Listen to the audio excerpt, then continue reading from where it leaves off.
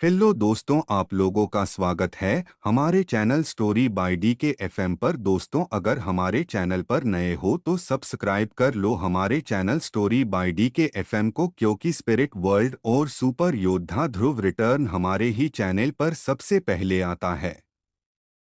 Episode 3561। वह खुद को बिल्कुल भी नियंत्रित नहीं कर सकता था। इसी पल में भूत सेनापति के पीछे की छाया लगातार बाहर निकली, जो आर्यन की ओर दौड़ रही थी। धमाका! एक मुक्के से एक भूत सेनापति सीधे चूर चूर हो गया। धमाका! हमलों की एक श्रृंखला के बाद 7 भूत सेनापति आर्यन के मुक्के से चूर चूर हो गए। उसका पूरा अस्तित्व पूरी तरह से उग्र हो गया था। हालांकि आर्यन की वापसी छाया, गोस्ट जनरल मीरा, माँ फीनिक्स को लेकर गायब हो गया। आर्यन लॉन्ग एफीआई खाली हवा पर झपटा। उसके क्रोधित होते ही उसकी आंखें नाग नेत्र में बदल गईं। एक विचार के साथ उसने छाया के गायब होने की दिशा को महसूस किया और आर्यन हवा में कूदकर आगे की ओर भागा। अंबर दल में हड़कंप। बूम! धरती फट गई। इस झटके ने तारा लियो लुओक्सी को थोड़ा चकित कर दिया। अभी अभी आर्यन ने जिस शक्ति का प्रदर्शन किया था वह बहुत प्रबल थी। यह किस प्रकार की शक्ति थी? क्या यह किसी प्राचीन शक्तिशाली व्यक्ति की शक्ति है?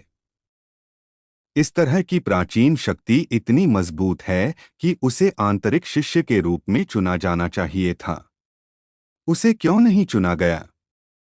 तारा ने सोचा कि कैसे आर्यन की उन्नत ड्रैगन तलवार ने उसके बुद्ध की रोशनी क्रॉस स्लैश की शक्ति को पूरी तरह से अवरुद्ध कर दिया था। उस पल उसकी ताकत अचानक बढ़ गई। यह वह शक्ति नहीं थी जो एक तलवारबाज निकाल सकता था। दुष्ट महल की ओर। जाहिर है आर्यन एक प्राचीन शक्तिशाली व्यक्ति था। तारा ने उस दिशा में देखा जहां आर्यन गायब हो गया था। वह तुरंत उसके पीछे नहीं गई। वह सोच रही थी कि उसके पीछे जाना है या नहीं। उसने आधे मिनट के लिए संकोच किया। तारा एक भूत के सामने चली गई और उसने निर्णय लिया, मुझे उस ऊंची इमारत में कैसे जाना चाहिए। अंधप्रभ का उत्साह। वह हाँ हाँ हाँ, जन्मजात पवित्र रक्त। मुझे उम्मीद नहीं थी कि मैं अपने जीवन में दैवीय रक्त वाले किसी व्यक्ति से मिलूंगा। क्या तुम उच्च भगवान के दायरे के एक शक्तिशाली व्यक्ति का पुनर्जन्म हो, या कोई जो उच्च भगवान के स्थान से नीचे आया है? दुष्ट महल की सबसे ऊपरी मंजिल पर विशाल हॉल एक प्रशिक्षण मैदान जैसा था। काले कवच में एक आदमी एक विशाल मार्शल चरित्र के नीचे क्रॉसलेगड बैठा था। उस आदमी का कवच सुनहरी रोशनी के साथ चमक रहा था। उसके पास 3 कटाना थे।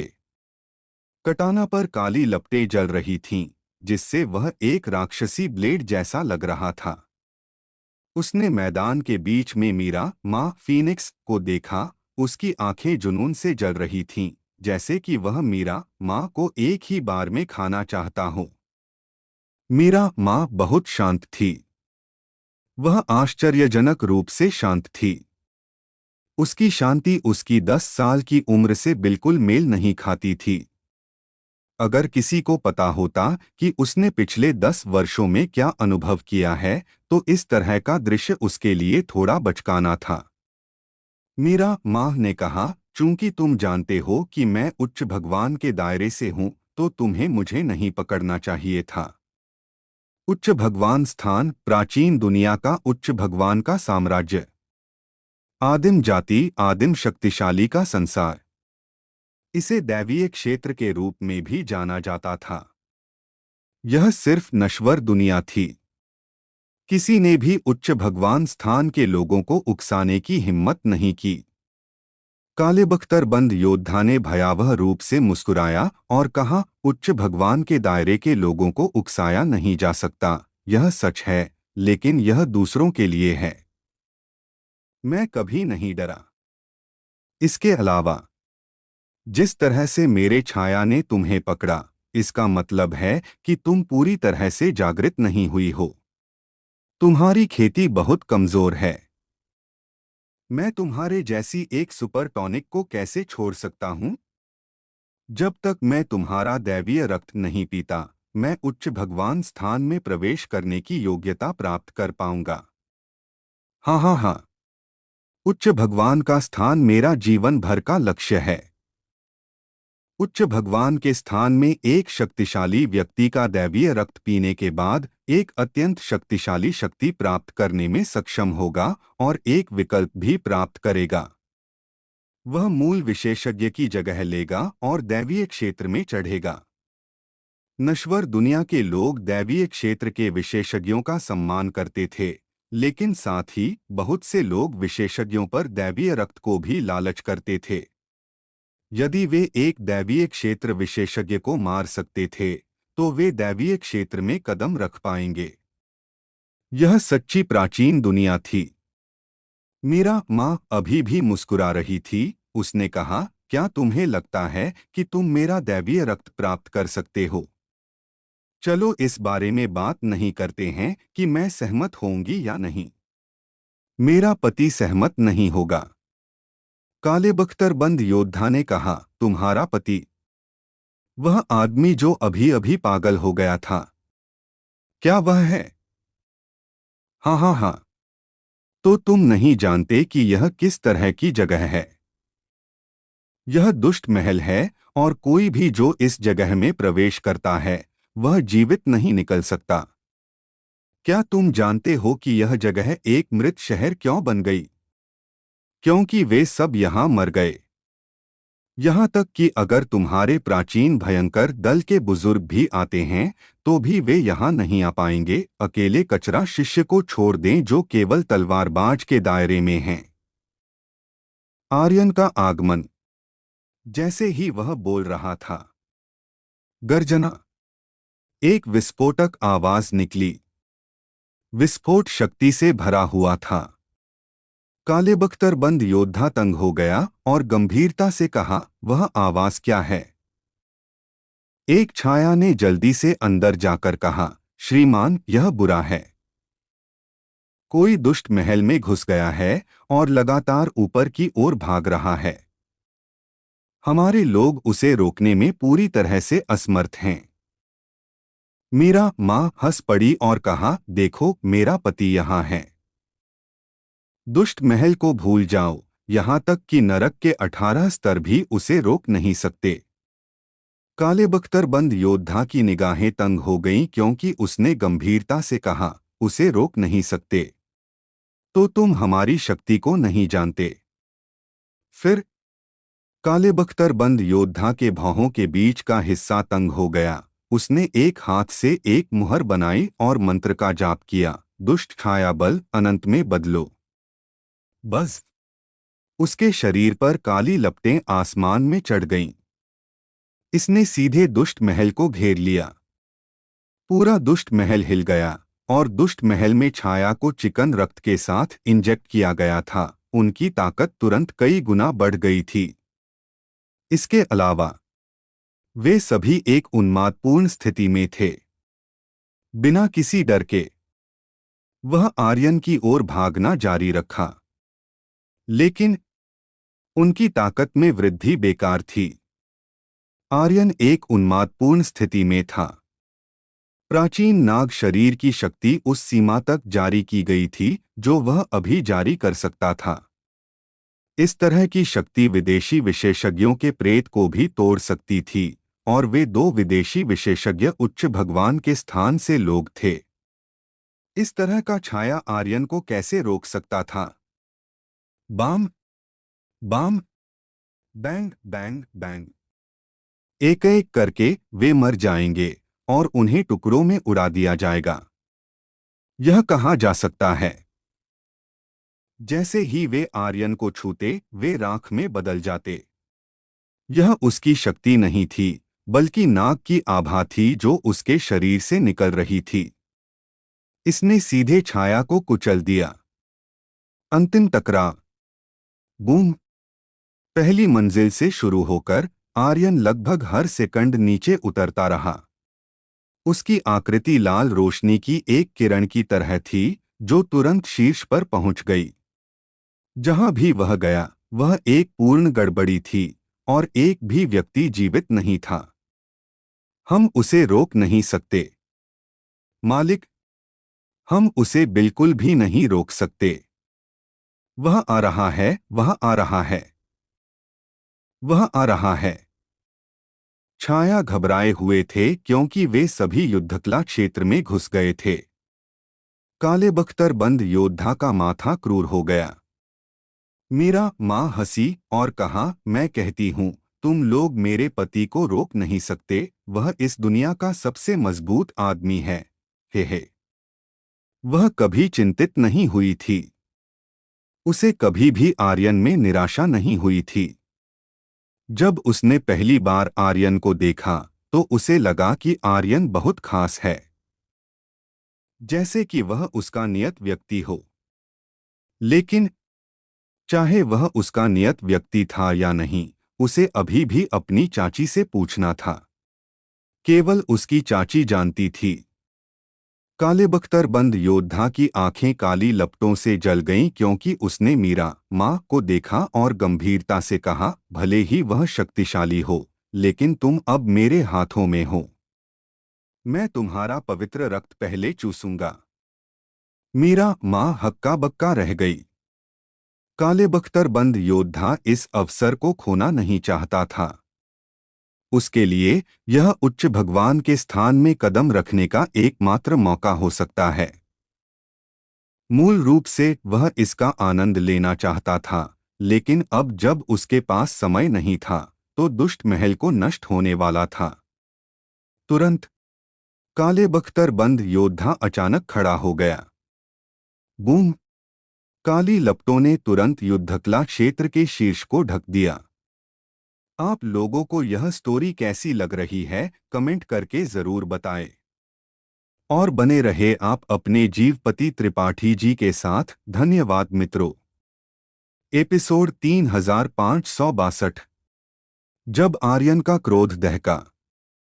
विनी ने कभी डर महसूस नहीं किया था, क्योंकि इस दुनिया में ऐसी कोई चीज नहीं थी जो उसे डरा सके, सिवाय अपने परिवार से बिछड़ने के डर के। असीम शक्ति, उसका अस्तित्व उसके लिए कोई मायने नहीं रखता था। वह अपनी शक्ति से भली भांति परिचित थी। उसकी पुतलियां धीरे धीरे बदलकर नीले रंग की हो गईं और उसके माथे पर कुछ रंगीन पंख उग आए। उसके शरीर से एक शक्तिशाली आभा निकली। ऐसा लगा मानो वह अपने पंख फैलाने ही वाली हो। उसके चारों ओर खड़े लोगों का समूह तुरंत दूर जा गिरा। ठीक उसी क्षण काले कवच में लिपटा एक योद्धा एक क्रूर और उत्साहित हंसी के साथ उन पर टूट पड़ा। हा हा हा, जैसा कि उम्मीद थी, तुम भी उच्च देव लोक के हो। मैं तुम्हारा पवित्र रक्त लूंगा। हा हा हा। धमाका! विशाल काली लपटें विनी की ओर पूरी ताकत से बढ़ीं। लेकिन इसी पल शुआ एक आकृति अचानक वहां प्रकट हुई। वह विनी के सामने उतरा और गहरी आवाज में बोला, अपनी शक्ति को वापस समेट लो। विनी ने बुदबुदाते हुए कहा, ओह! आने वाला और कोई नहीं, आर्यन था। प्रेतात्मा महल के ऊपर शक्तिशाली ऊर्जा को महसूस करते हुए वह बिना रुके सीधे यहां पहुंचा। जब उसने देखा कि विनी अपनी शक्ति को प्रकट करने वाली है तो उसका दिल बैठ गया। उसने तुरंत उसे रोक दिया। काले कपड़े पहने उस आदमी की ताकत नश्वर दुनिया के सभी विशेषज्ञों से कहीं ज्यादा थी। हवा में हुई वह लड़ाई, वह शक्तिशाली मुकाबला, कुछ ऐसा था जिसे आर्यन कभी नहीं भूल सकता था। उसे यह भी नहीं पता था कि उसका प्राचीन नाग शरीर उससे लड़ पाएगा या नहीं। अभी वह केवल इतना ही कर सकता था कि जब तक वह मजबूत न हो जाए तब तक विनी को छिपा कर रखे। हाँ, एक और व्यक्ति जिसकी रक्तरेखा विशेष है।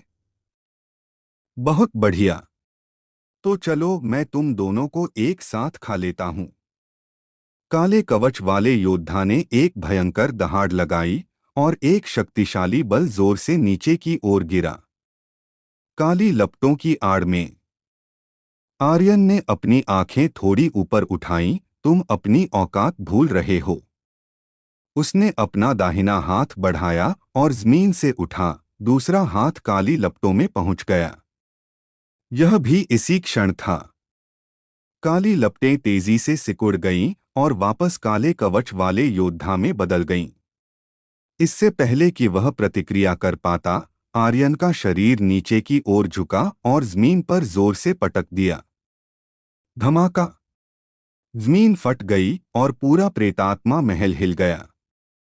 काले कवच वाले योद्धा का कवच पूरी तरह से टूट गया, जिससे उसका असली रूप सामने आ गया। वह एक अतुलनीय रूप से दुबला बौना था जो बेहद दयनीय लग रहा था। उसकी कमर के चारों ओर एक सफेद कपड़ा बंधा हुआ था। आर्यन को पता नहीं था कि उसे क्या कहते हैं, लेकिन उसने अपने पिछले जीवन की फिल्मों में इसे कई बार देखा था। जापानी, क्या तुम इस परलोक में भी इतना घमंड करने की हिम्मत करते हो? धिक्कार है। आर्यन का गुस्सा उमड़ पड़ा। उसने उसे हवा में उठाया और कहा, तुम कुत्ते, क्या तुम भी परलोक में आ सकते हो? जब आर्यन ने उसकी गर्दन पकड़ी तो वह पीला पड़ गया। उसने आर्यन को घूरकर कहा, लड़के, क्या तुम जानते हो कि मैं कौन हूं? अगर तुमने मुझे मारने की हिम्मत की तो मेरे पिता तुम्हें माफ नहीं करेंगे।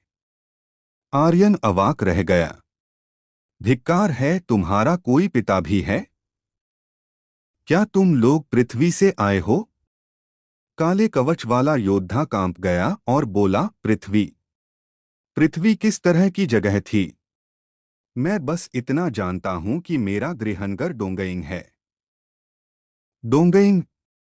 धिक्कार है। यह सचमुच एक छोटा जापानी है। आर्यन की आंखों से आग निकल रही थी। काले कवच वाले योद्धा ने आर्यन की आंखों में गुस्सा, वह अकथनीय क्रोध महसूस किया। उसका शरीर कांप रहा था और उसने कहा, तुम मुझे नहीं मार सकते, मेरे पिता तुम्हें माफ नहीं करेंगे। मेरे पिता डोंगइंग के भूत राजा हैं। अगर तुमने मुझे मारने की हिम्मत की तो वह। उसका वाक्य पूरा होने से पहले ही आर्यन ने उसका गला पकड़कर उसे जमीन पर पटक दिया। धड़ाम! प्रेतात्मा महल हिल गया। आर्यन ने उसे फिर से उठाया और फिर से पटक दिया। धड़ाम! प्रेतात्मा महल हिल गया, लगभग और अधिक देर तक हिलने में असमर्थ था। उठाओ! फिर से पटक दो।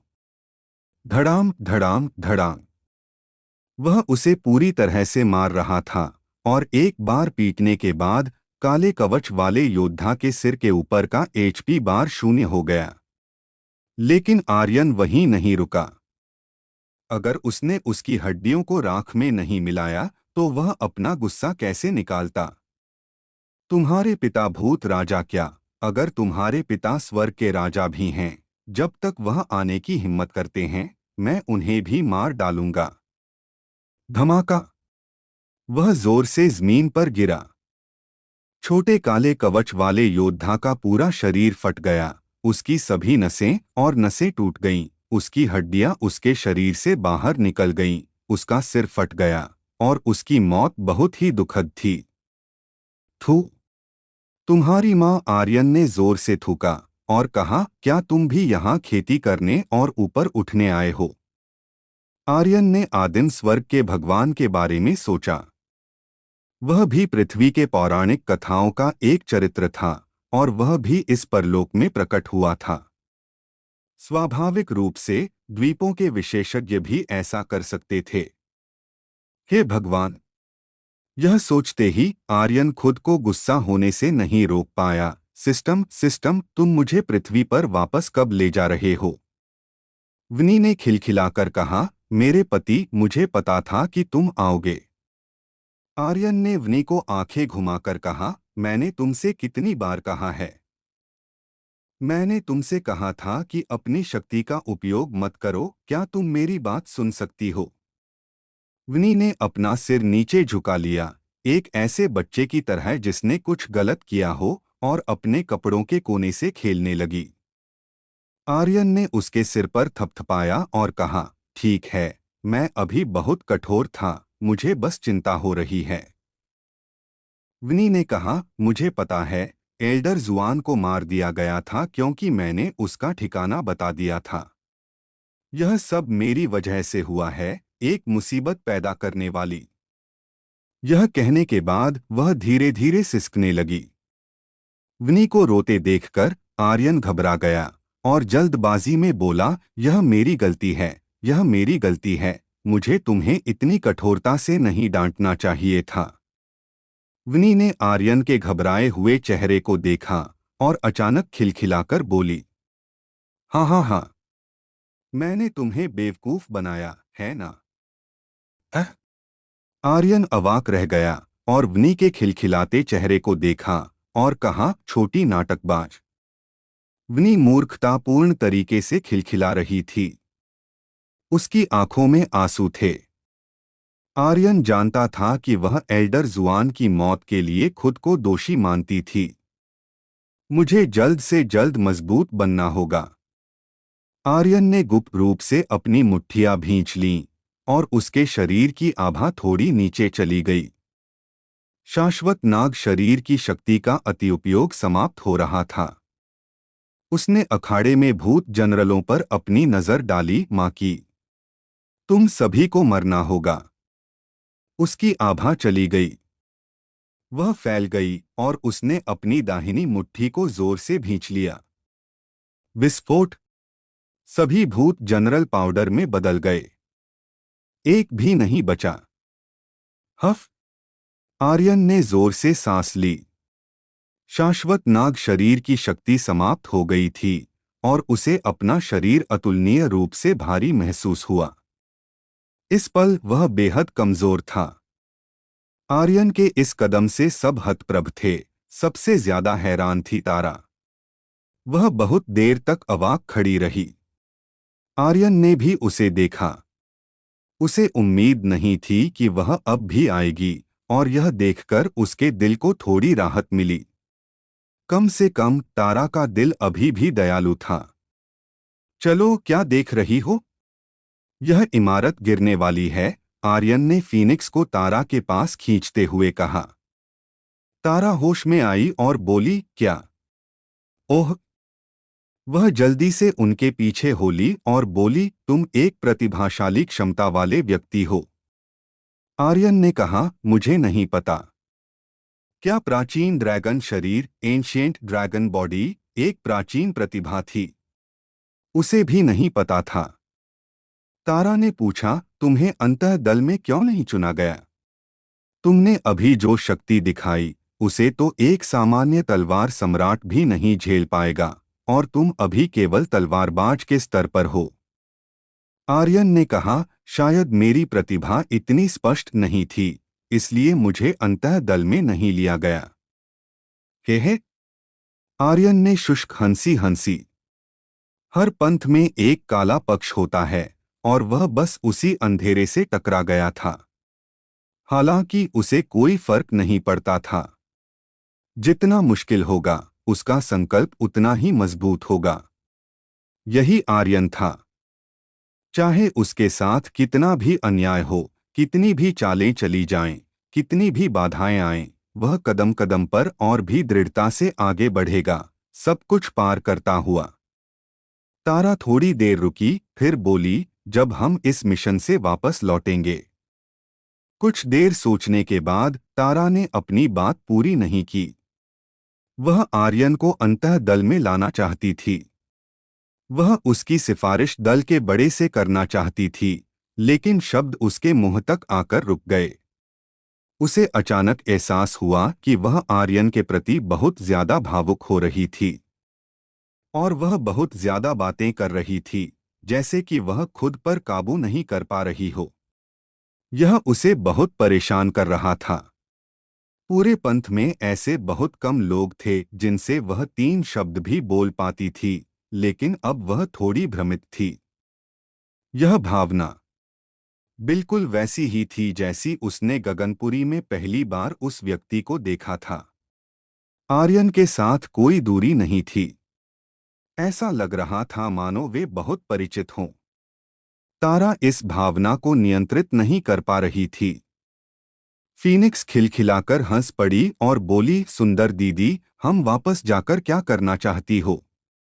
क्या तुम मेरे पति से शादी करना चाहती हो? चिंता मत करो, मुझे कोई आपत्ति नहीं होगी।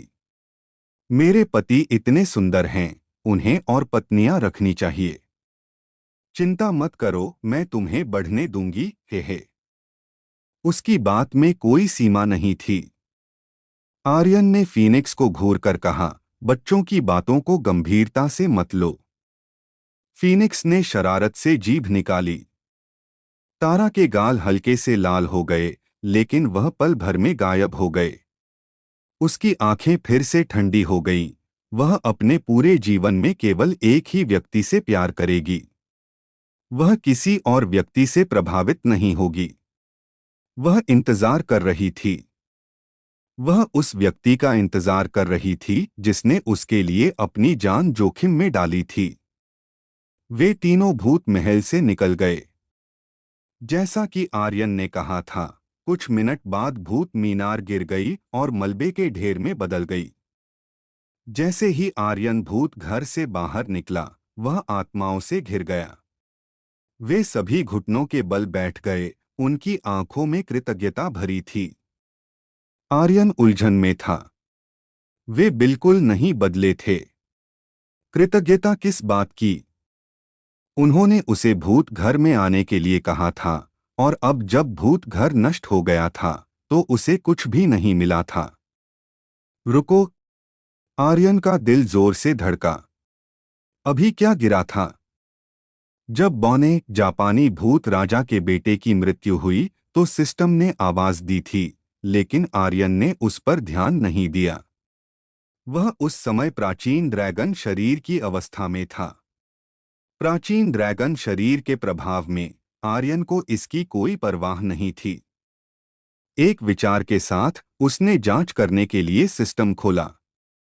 एक चीज, आत्मा बंधन जेड। क्या नैंटियन शहर के लोगों की आत्माएं इसी जेड पेंडेंट में बंद हैं? आर्यन का दिल धड़का। फिर उसने आत्मा बंधन जेड को बाहर निकाला और पूछा, तुम्हारी आत्माएं इसमें समा गई थीं? जब आत्माओं ने आर्यन को आत्मा बंधन जेड निकालते देखा, तो वे सब डर से कांप उठे। इन आत्माओं के लिए आत्मा बंधन जेड एक बड़े हत्यारे हथियार की तरह था। आप लोगों को यह स्टोरी कैसी लग रही है, कमेंट करके जरूर बताएं। और बने रहे आप अपने जीवपति त्रिपाठी जी के साथ। धन्यवाद मित्रों। एपिसोड 3563 से 3564। ऐसा लगता है, आर्यन ने पूछा, मैं तुम्हारी आत्माओं को कैसे मुक्त कर सकता हूँ? क्या मैं इसे तोड़ दूं? आत्माओं ने पागलपन की तरह सिर हिलाया, जैसे कि उन्हें डर था कि आर्यन उन्हें नहीं देख पाएगा। यहाँ कम से कम 10 लाख आत्माएं थीं। यह आत्मा बंधन जेड वह चीज थी जो उन्हें नियंत्रित करती थी। अगर इसे तोड़ दिया जाए, तो यह उन्हें आजादी देने जैसा होगा। अगर वह इसे नहीं तोड़ता, तो इन लोगों को वह नियंत्रित कर सकता था। आर्यन ने कुछ सेकंड सोचा। उसने आत्मा बंधन जेड को जोर से जमीन पर तोड़ दिया। हुला! आत्मा बंधन जेड टूट गया और अंदर की आत्माएं मुक्त हो गईं। वे आत्मा की रोशनी की तरह थीं और सभी आत्माएं उबलने लगीं। यह महसूस करते हुए कि उनकी आत्माएं लौट आई हैं, कुछ आत्माएं आवाजें निकालने लगीं। धन्यवाद, धन्यवाद, धन्यवाद श्रीमान, धन्यवाद। हर कोई धन्यवाद कह रहा था। जब उनकी आत्माएं लौट आईं, तो उनके शरीर अधिक ठोस हो गए, लेकिन वे अभी भी मायावी थे। ऐसा इसलिए था क्योंकि वे पहले से ही मर चुके थे और केवल उनकी आत्माएं बची थीं। आर्यन ने कहा, आपका स्वागत है। आप लोगों के बिना भी मैं इन छोटे जापानी लोगों को संभाल लेता। उसे अपने पिछले जीवन में यह मौका नहीं मिला था। अगर वह इस बार इन जापानी कमीनों को नहीं मारता तो वह अपने पूर्वजों का सामना कैसे कर पाता। इसी समय एक सफेद बालों वाली बूढ़े आदमी की आत्मा आगे बढ़ी। उसका चेहरा उत्साह से भरा था और उसने कहा, श्रीमान, हमें हमारी आत्माएं ढूंढने में मदद करने के लिए धन्यवाद। आप हमारे नैंटियन शहर के उपकारी हैं। धन्यवाद, आर्यन ने कहा। बूढ़े श्रीमान, आपका स्वागत है। बूढ़े सफेद बालों वाले आदमी ने कहा, कई सालों से हमारी आत्माएं यातना में हैं और हम नैंटियन शहर में प्रवेश करने वाले लोगों से हमारी मदद करने की भीख मांग रहे थे, लेकिन उनके लिए हम राक्षस हैं। जो भी शहर में प्रवेश करता है वह हमें देखते ही मार देता है और हमें बोलने का कोई मौका नहीं देता। बूढ़े आदमी की बातें बहुत भारी थीं। तारा के चेहरे का रंग थोड़ा बदल गया। वह ठीक वही थी जो बूढ़े आदमी ने कहा था। हर बार जब वे नैंटियन शहर में प्रवेश करते थे तो वे बिना कुछ सोचे समझे मारना शुरू कर देते थे। यह नैंटियन शहर था और यह सिर्फ एक रास्ता था जिससे उन्हें गुजरना था। यहाँ क्या हुआ था इसकी परवाह कौन करेगा। यहाँ हर किसी का लक्ष्य दक्षिण स्वर्ग द्वार से गुजरना था। आर्यन ने कहा, बूढ़े श्रीमान, आप बहुत गंभीर हो रहे हैं। नहीं नहीं नहीं, बूढ़ा आदमी बार बार बोला, आपने हमारी आत्माओं को मुक्त किया, आप हमारे उपकारी हैं, तो क्या वे यहाँ हैं? आर्यन का दिल थोड़ा उत्साहित था। सतह पर उसने बहुत शांत होने का दिखावा किया, जैसे कि सब कुछ वही था जो उसे बिना कुछ मांगे करना चाहिए था, लेकिन उसका दिल उत्साह से भरा हुआ था। खेल के स्क्रिप्ट के अनुसार अगर आर्यन इस समूह के एनपीसी की मदद करता तो वे निश्चित रूप से उसे पुरस्कृत करते। यह अपरिहार्य था। यह एक खोज पूरी करने और इनाम पाने जैसा था। एकमात्र अंतर यह था कि यहाँ कोई खोज नहीं थी। बूढ़ा आदमी मुड़ा और अपने पीछे खड़े कुछ बूढ़े आदमियों को देखा। उन बूढ़े आदमियों ने सिर हिलाया। सफेद बालों वाले बूढ़े आदमी की आंखें दृढ़ थीं क्योंकि उसने कहा, श्रीमान, यह हमारे लिए आपका इनाम है। इसके बाद सफेद बालों वाले बूढ़े आदमी के हाथ में एक बैंगनी सोने का बक्सा दिखाई दिया। बक्सा बहुत पुराना था और उस पर बनी रेखाएं साधारण रेखाएं नहीं थीं, बल्कि एक प्रकार के चिन्ह थे। अंबर के रहस्य। आर्यन और प्रतीक्षा नहीं कर सकता था।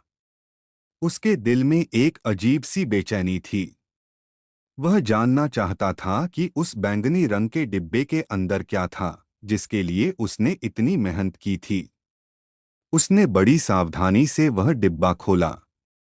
उसे आश्चर्य हुआ जब डिब्बे से कोई भव्य प्रकाश नहीं निकला।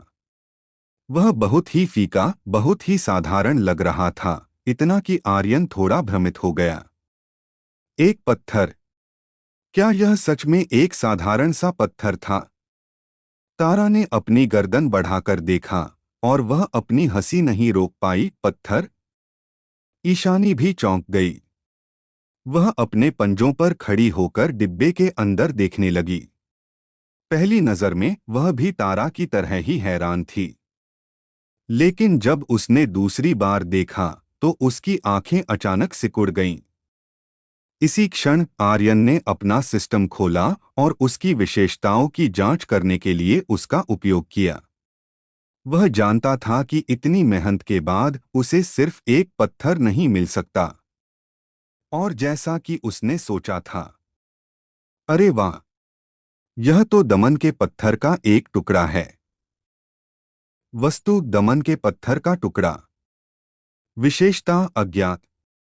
विवरण: एक टुकड़ा जो तब निकला था जब दमन के पत्थर को दबाया जा रहा था। यह सच में दमन का पत्थर है। आर्यन ने कभी सोचा भी नहीं था कि यहाँ उसे संसार को दबाने वाला पत्थर मिलेगा। उसके पास भी ऐसा एक पत्थर था, और वह इस टुकड़े से कहीं ज्यादा बड़ा था। कालास्फेद और पुराने शैतान के अनुसार प्राचीन दुनिया के नंबर 1 विशेषज्ञ को इसी दमन के पत्थर से दबा दिया गया था। तो यह पत्थर कितना शक्तिशाली था? आर्यन बहुत निश्चित नहीं था। लेकिन अगर यह नंबर 1 विशेषज्ञ को दबा सकता है, तो इसकी शक्ति निश्चित रूप से असाधारण थी। उसी समय ईशानी की आंखों में बदलाव आया। उसने भी उस पत्थर की विशिष्टता को देखा और इतनी हैरान थी कि वह चिल्लाना चाहती थी। आर्यन ने तुरंत हल्के से सिर हिलाया। ईशानी एक पल के लिए रुक गई, इसीलिए उसने कुछ नहीं कहा। उसने तुरंत अपनी आवाज में कहा, प्रिय, यह पत्थर संसार को दबाने वाला पत्थर लगता है। यह बाहरी अंतरिक्ष का एक पत्थर है। यहाँ दमन का पत्थर क्यों है? क्या संसार को दबाने वाला पत्थर वह नहीं है जो सबसे मजबूत प्राचीन विशेषज्ञ के शरीर को दबाता है? क्या ऐसे बहुत से पत्थर हैं? ईशानी भी उलझन में थी। लेकिन संसार को दबाने वाले पत्थर के बारे में तो 3 साल का बच्चा भी जानता था। देवलोक में बाहरी अलौकिक दैवीय पत्थर। इसके पास एक अजेय शक्ति थी। इसका अस्तित्व एक बग की तरह था जिसे सुलझाया नहीं जा सकता था। उस समय प्राचीन युग के नंबर 1 विशेषज्ञ को ऐसा कहा जाता था कि वह सब कुछ पर हावी था। प्राचीन युग में कोई भी उसका मुकाबला नहीं कर सकता था। फिर भी जब एक पत्थर ने उसे दबाया तो उसका गुस्सा भी शांत हो गया और वह तुरंत दब गया। आर्यन ने जवाब दिया, मैं निश्चित नहीं हूं, लेकिन तुम इस पत्थर के बारे में किसी को नहीं बता सकती। ईशानी ने सिर हिलाया और कहा, हाँ, मैं जानती हूं। देवलोक में कई विशेषज्ञ दमन के पत्थर की तलाश कर रहे हैं। अफवाह है कि दमन के पत्थर पर एक सर्वोच्च दिव्य खजाना है। जो इसे प्राप्त करेगा वह पूरे प्राचीन जगत पर राज कर सकेगा। तुरंत बाद ईशानी ने उत्सुकता से पूछा, प्रिय, तुमने इसे कैसे पहचाना कि यह दमन का पत्थर है? आर्यन, हाँ। ईशानी हंसी और बोली, मैं जानती हूं, तुम जरूर देवलोक से आए हो, है ना? मैंने कहा था, मेरा अंतर्ज्ञान गलत कैसे हो सकता है? जिस आदमी को मैं पसंद करती हूं, वह दुनिया का सबसे शानदार आदमी होना चाहिए। आर्यन आर्यन थोड़ा अवाक था, लेकिन यह भी अच्छा था। इससे उसे खुद को समझाने की परेशानी से मुक्ति मिल गई। आर्यन ने डिब्बा रखा और पूछा, पुराने सज्जन, आपको यह पत्थर कहाँ से मिला? बूढ़े आदमी ने कहा, यह बहुत बहुत पहले शुरू हुआ था। यह मेरे दादा के दादा के दादा के दादा। यह मेरे पूर्वज होने चाहिए। उन्होंने इसे एक गहरे पहाड़ से उठाया था। यह पत्थर बहुत खास है। मुझे नहीं पता कि क्या खास है, लेकिन अगर मैं इस पत्थर को बाहर निकालता हूं तो वे राक्षसी जानवर बिल्कुल भी पास आने की हिम्मत नहीं करते। राक्षसी जानवर बिल्कुल भी पास नहीं आते। क्या यह कुछ बुरा है? आर्यन ने सिर हिलाया और कहा, नहीं। तारा ने सोचा कि आर्यन बूढ़े आदमी को निराश नहीं करना चाहता था, इसलिए उसने इसे स्वीकार कर लिया। आर्यन ने अपने दिल में सोचा, लगता है कि यह दमन का पत्थर सच में कहीं और से आया है। यह देखकर कि आर्यन गहरी सोच में था, तारा ने पूछा, बूढ़े सज्जन, क्या आप जानते हैं कि दक्षिण द्वार से कैसे पार होना है? दक्षिण द्वार? जब ये 3 शब्द बाहर आए तो लगभग सभी भूत कांपने लगे। उनकी आंखों में अतुलनीय भय भर गया। आर्यन ने भी बूढ़े आदमी की ओर देखा और कहा, हम इस बार दक्षिण द्वार से पार होने के लिए आए हैं। दक्षिण द्वार बहुत खतरनाक है, आप उससे पार नहीं हो पाएंगे। मेरी सलाह सुनो, दक्षिण द्वार मत जाओ। भले ही आप दक्षिण द्वार से पार हो भी जाओ तो भी यह बेकार है। कोई भी कभी जिंदा वापस नहीं आया है। बूढ़े आदमी ने एक ईमानदार लहजे में कहा। आर्यन ने माथा सिकोड़ लिया और कहा, बूढ़े सज्जन, क्या कोई रास्ता नहीं है? कोई रास्ता नहीं था। अगर यह एक मिशन था तो ये भूत मिशन की कुंजी थे। बूढ़े आदमी ने एक पल के लिए सोचा, फिर कहा, अगर आप उड़ नहीं सकते, अगर आपको दक्षिण द्वार से पार होना है तो आपको सबसे खतरनाक रास्ता चुनना होगा। सबसे खतरनाक रास्ता? इसका क्या मतलब है? आर्यन थोड़ा उलझन में था। तारा ने भी पूछा, सबसे खतरनाक रास्ता क्या है? बूढ़े आदमी ने उदासीनता से कहा, यह आप पर निर्भर करेगा कि आप दक्षिण द्वार में प्रवेश करें और अपनी पसंद खुद करें। सबसे खतरनाक रास्ता ही आपको दक्षिण द्वार से पार होने देगा। हमारे पूर्वजों ने एक बार कहा था कि दक्षिण द्वार बपतिस्मा का द्वार है।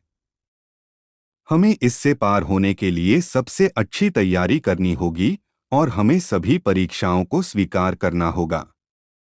उसी समय यह अमरता का मार्ग भी है।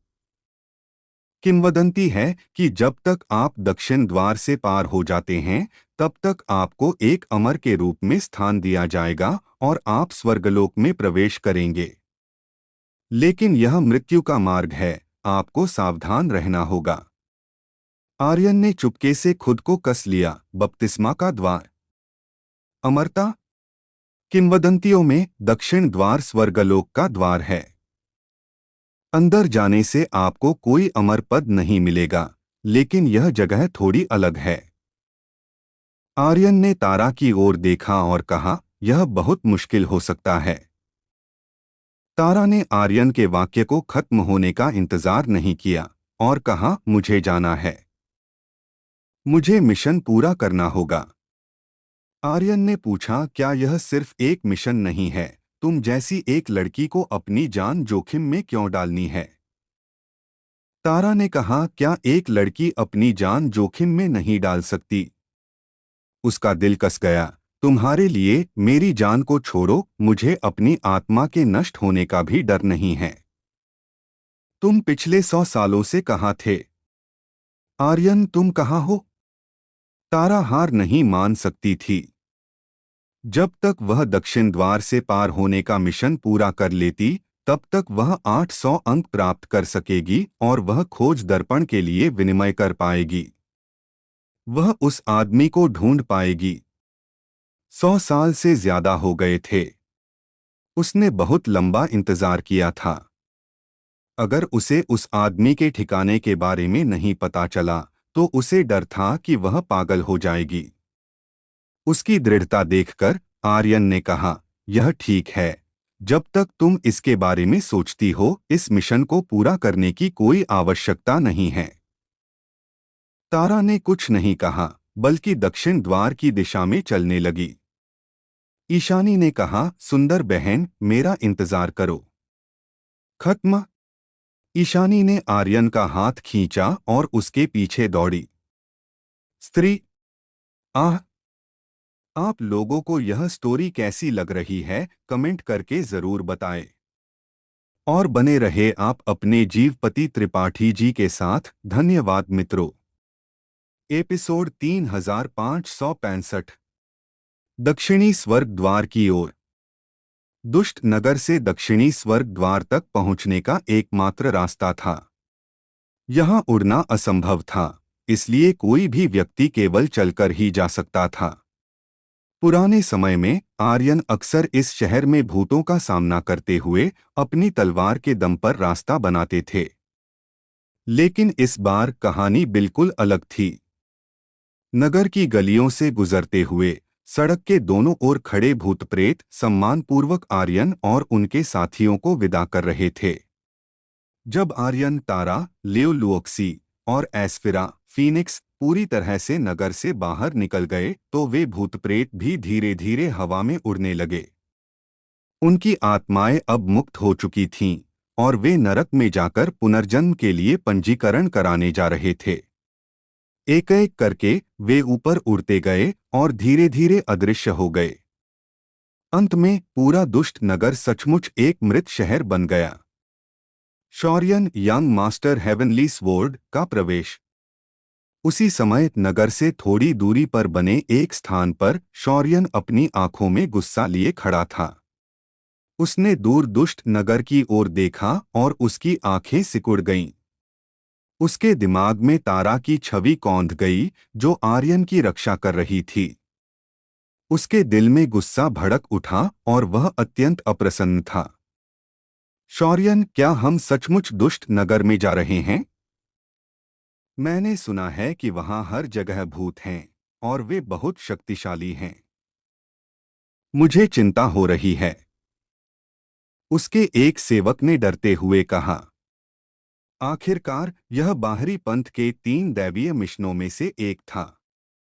अगर यह खतरनाक नहीं होता तो पिछले 100 सालों में इसे किसी ने पूरा क्यों नहीं किया होता?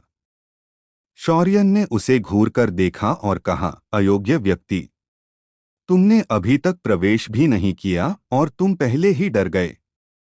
तुम महान काम कैसे कर पाओगे? यह शौर्यन का भी दुष्ट नगर में पहला प्रवेश था।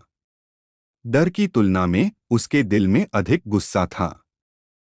शौर्यन ने गहरी आवाज में कहा, चलो पहले शहर में प्रवेश करते हैं। अगर किसी ने भी डरने की हिम्मत की तो मुझे अभद्र मत कहना। जाओ। शौर्यन ने एक भारी दहाड़ लगाई और शहर में घुस गया। दक्षिणी स्वर्ग द्वार पर दूसरी ओर आर्यन और उसके साथी एक पर्वत के पास पहुंचे। तारा ने दूर एक पहाड़ की ओर इशारा किया, जहां कुछ कुंडली मारते हुए नागों के स्तंभ थे, और बोली, वह दक्षिणी स्वर्ग द्वार है। आर्यन ने उस ओर देखा। पहाड़ के पीछे एक विशाल खालीपन था। वहां कुछ भी नहीं था। ऐसा लग रहा था कि वह द्वार ही इस दुनिया का प्रवेश द्वार था। तारा ने आर्यन की ओर देखकर कहा, आपको वापस जाने की जल्दी है, लेकिन एक बार जब आप दक्षिणी स्वर्ग द्वार में प्रवेश कर जाते हैं तो बाहर आना बहुत मुश्किल होगा। मैं दुष्ट नगर में तो संभाल सकती हूँ, लेकिन अंदर? आर्यन हल्के से मुस्कुराया और बोला, क्या तुम मेरी चिंता कर रही हो? तारा ने कोल्डली कहा, नहीं, मैं तुम्हें केवल याद दिला रही हूं कि अगर तुम अंदर गए तो तुम्हारी मौत हो सकती है। जब तक तुम जीवित हो तुम्हारे पास अभी भी चुनने का मौका है। यह मत सोचो कि तुम इसे केवल इसलिए संभाल सकते हो क्योंकि तुम्हारी जन्मजात प्रतिभा मजबूत है। जन्मजात प्रतिभा एक तरह की शक्ति है और उसका उपयोग सीमित है। इसका अत्यधिक उपयोग करने से तुम्हारी जन्मजात प्रतिभा का विकास खराब होगा, जो तुम्हारे लिए अच्छा नहीं है। हर किसी की आदिम क्षमता एक जैसी थी। इसका अत्यधिक उपयोग करने से किसी की जन्मजात प्रतिभा मजबूत नहीं होगी, इसका केवल विपरीत प्रभाव होगा। अत्यधिक उपयोग करने से प्रतिभा का ह्रास होगा। किसी की प्रतिभा को धीरे धीरे विकसित किया जा सकता था। आर्यन की अनंत ड्रैगन काया, एटर्नल ड्रैगन बॉडी भी ऐसी ही थी। ग्रैंड मिस्ट वर्ल्ड से एंशिएंट वर्ल्ड में प्रवेश करने के बाद उसकी अनंत ड्रैगन काया में बहुत बदलाव नहीं हुआ था। हालांकि जैसे जैसे उसकी खेती बढ़ती गई, उसकी अनंत ड्रैगन काया बहुत मजबूत हो गई। बस आर्यन को इसका एहसास नहीं था। प्रतिभा बहुत महत्वपूर्ण थी, लेकिन रियन सबसे महत्वपूर्ण था। आर्यन का कल्टीवेशन लेवल बहुत कम था। आर्यन ने कहा, चिंता मत करो, एक बार जब हम दक्षिणी स्वर्ग द्वार में प्रवेश करेंगे तो मैं अपनी रक्षा कर सकता हूँ। एस्फिरा ने हंसते हुए कहा, सुंदर बहन, चिंता मत करो, मेरे पति निश्चित रूप से हमारी रक्षा करेंगे ही। तारा ने और कुछ नहीं कहा और सीधे दक्षिणी स्वर्ग द्वार की ओर चलने लगी। वे पहाड़ की चोटी पर पहुंचे। 4 कुंडली मारते हुए नागों के स्तंभ बहुत प्रभावशाली थे। उनका व्यास ही 2 मीटर था और एक जीवंत विशाल ड्रैगन उनके चारों ओर सर्पिल रूप में लिपटा हुआ था, जिसका सिर आकाश की ओर देख रहा था। ऐसा लग रहा था कि वह चढ़ाई करने वाला था। हर कुंडली मारते हुए नाग का स्तंभ अलग था। इसके अलावा जब आर्यन ने उन 4 कुंडली मारते हुए नागों के स्तंभों को देखा तो उसका दिल कांप गया। वह नहीं जानता था क्यों, लेकिन उसे एक अतुलनीय फैमिलियर फीलिंग महसूस हुआ। हालांकि उसकी यादों में इसकी कोई छाप नहीं थी। आर्यन कुंडली मारते हुए नाग के स्तंभ को देखकर चकित रह गया। बगल में खड़ी एस्फिरा भी बुदबुदाई, यह एक ऐसी जगह होनी चाहिए जहां कार्प ड्रैगन गेट से छलांग लगाता है। जब तक हम यहां से गुजर सकते हैं, तब तक हम गॉड स्पेस में प्रवेश कर सकते हैं। यह एक प्राचीन खंडहर होना चाहिए। आर्यन ने एस्फिरा की ओर देखा और कहा, तुम सच में बहुत कुछ जानती हो। हालांकि आर्यन इन सब के बारे में नहीं सोच रहा था। वह सोच रहा था कि उसके अष्ट युद्धदेव 8 ग्रेट वज्रास में से कितने पहले ही जाग चुके थे और उनमें से कितने अभी भी खंभे थे। क्या वे कुंडली मारते हुए नागों के स्तंभों के समान होंगे? एस्फिरा ने हंसते हुए कहा, पति, क्या तुम भूल गए हो कि मेरे पास एक ट्रेजर सर्चिंग इंस्ट्रूमेंट है? ये चारों स्तंभ डिवाइन ऑब्जेक्ट्स हैं, बस कोई भी उन्हें हिला नहीं सकता। Divine object? आर्यन ने गंभीरता से देखा। सचमुच इस तरह का कुंडली मारते हुए नागों का स्तंभ बहुत शक्तिशाली था, लेकिन इतने बड़े आकार के साथ कौन इसका उपयोग कर सकता था? तारा ने कहा, 4 स्तंभ 3 दरवाजों में विभाजित हैं। पहले 3 बार मैंने हर बार एक अलग दरवाजा चुना और अंदर की दुनिया हर बार अलग थी। आर्यन ने पूछा, कौन से दरवाजे में सबसे कठिन दुनिया है? तारा ने बाईं ओर के दरवाजे की ओर देखा और कहा, बाईं ओर के दरवाजे के अंदर की दुनिया कांटों की दुनिया है। यह कहा जा सकता है कि इसमें 1 इंच भी हिलना मुश्किल है। बीच का दरवाजा राक्षस दुनिया है। यह दुनिया राक्षसों से भरी है।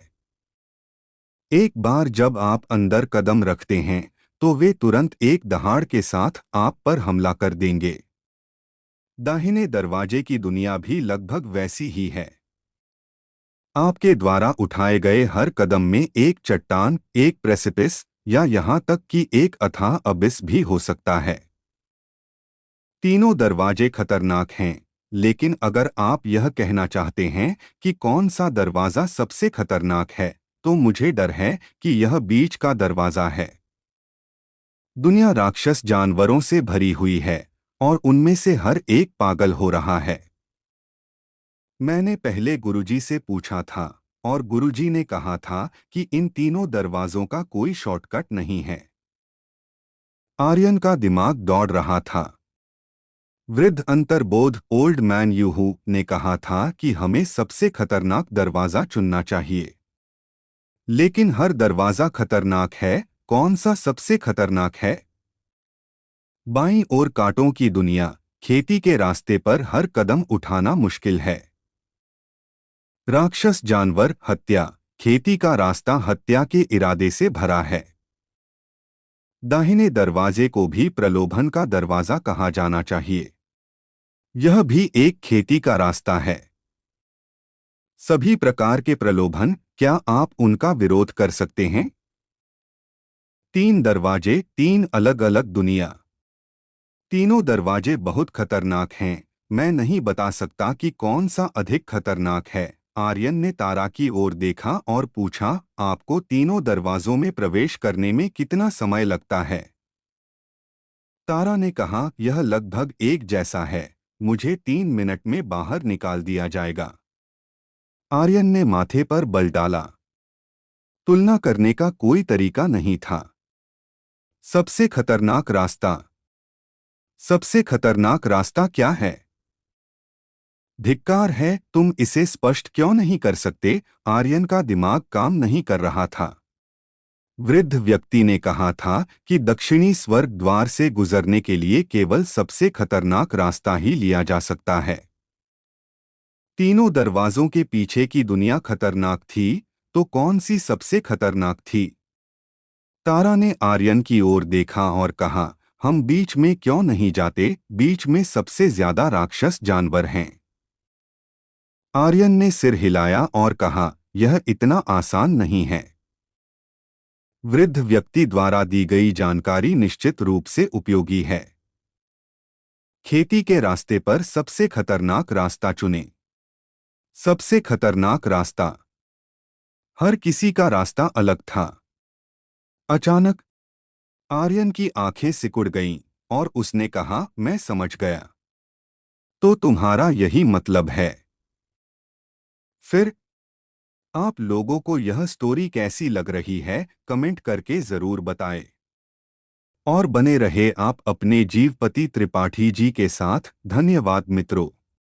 हेलो दोस्तों, आप लोगों का स्वागत है हमारे channel story by DK FM और स्टोरी बाय डीके एफएम 2.0 पर। दोस्तों, अगर हमारे चैनल पर नए हो तो सब्सक्राइब कर लो हमारे channel story by DK FM और स्टोरी बाय डीके एफएम 2.0 को, और वीडियो पर लाइक और कमेंट भी कर दिया करो ताकि हमें पता चल सके कि आप लोगों को ये स्टोरी के साथ लग रहा है। स्पिरिट वर्ल्ड और सुपर योद्धा ध्रुव रिटर्न के असली एपिसोड आपके YouTube channel story bye DKFM, जिसमें लगभग 11,000 सब्सक्राइबर हैं, और YouTube channel story bye DKFM 2.0 और Telegram channel Dhruv return season 4 story by DKFM पर अपलोड होते हैं।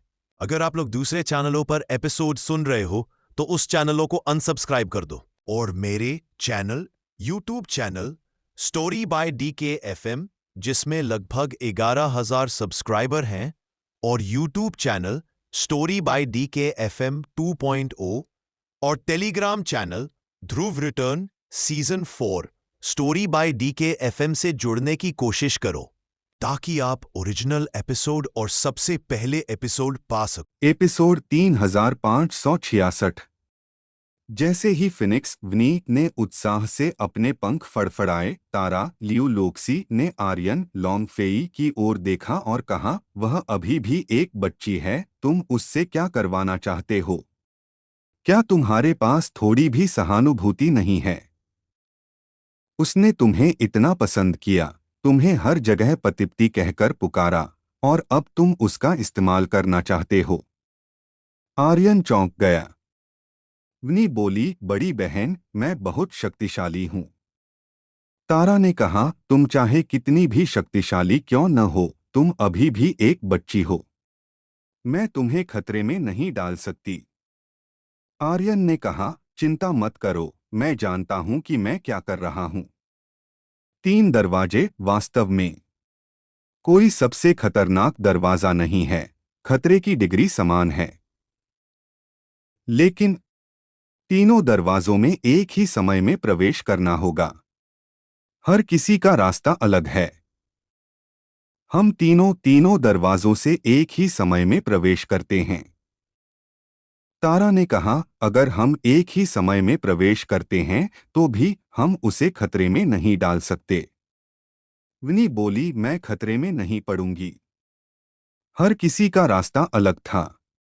साधना के मार्ग पर किसी को भी हर तरह की बाधाओं, कांटों, प्रलोभनों और हत्याओं का सामना करना पड़ सकता था।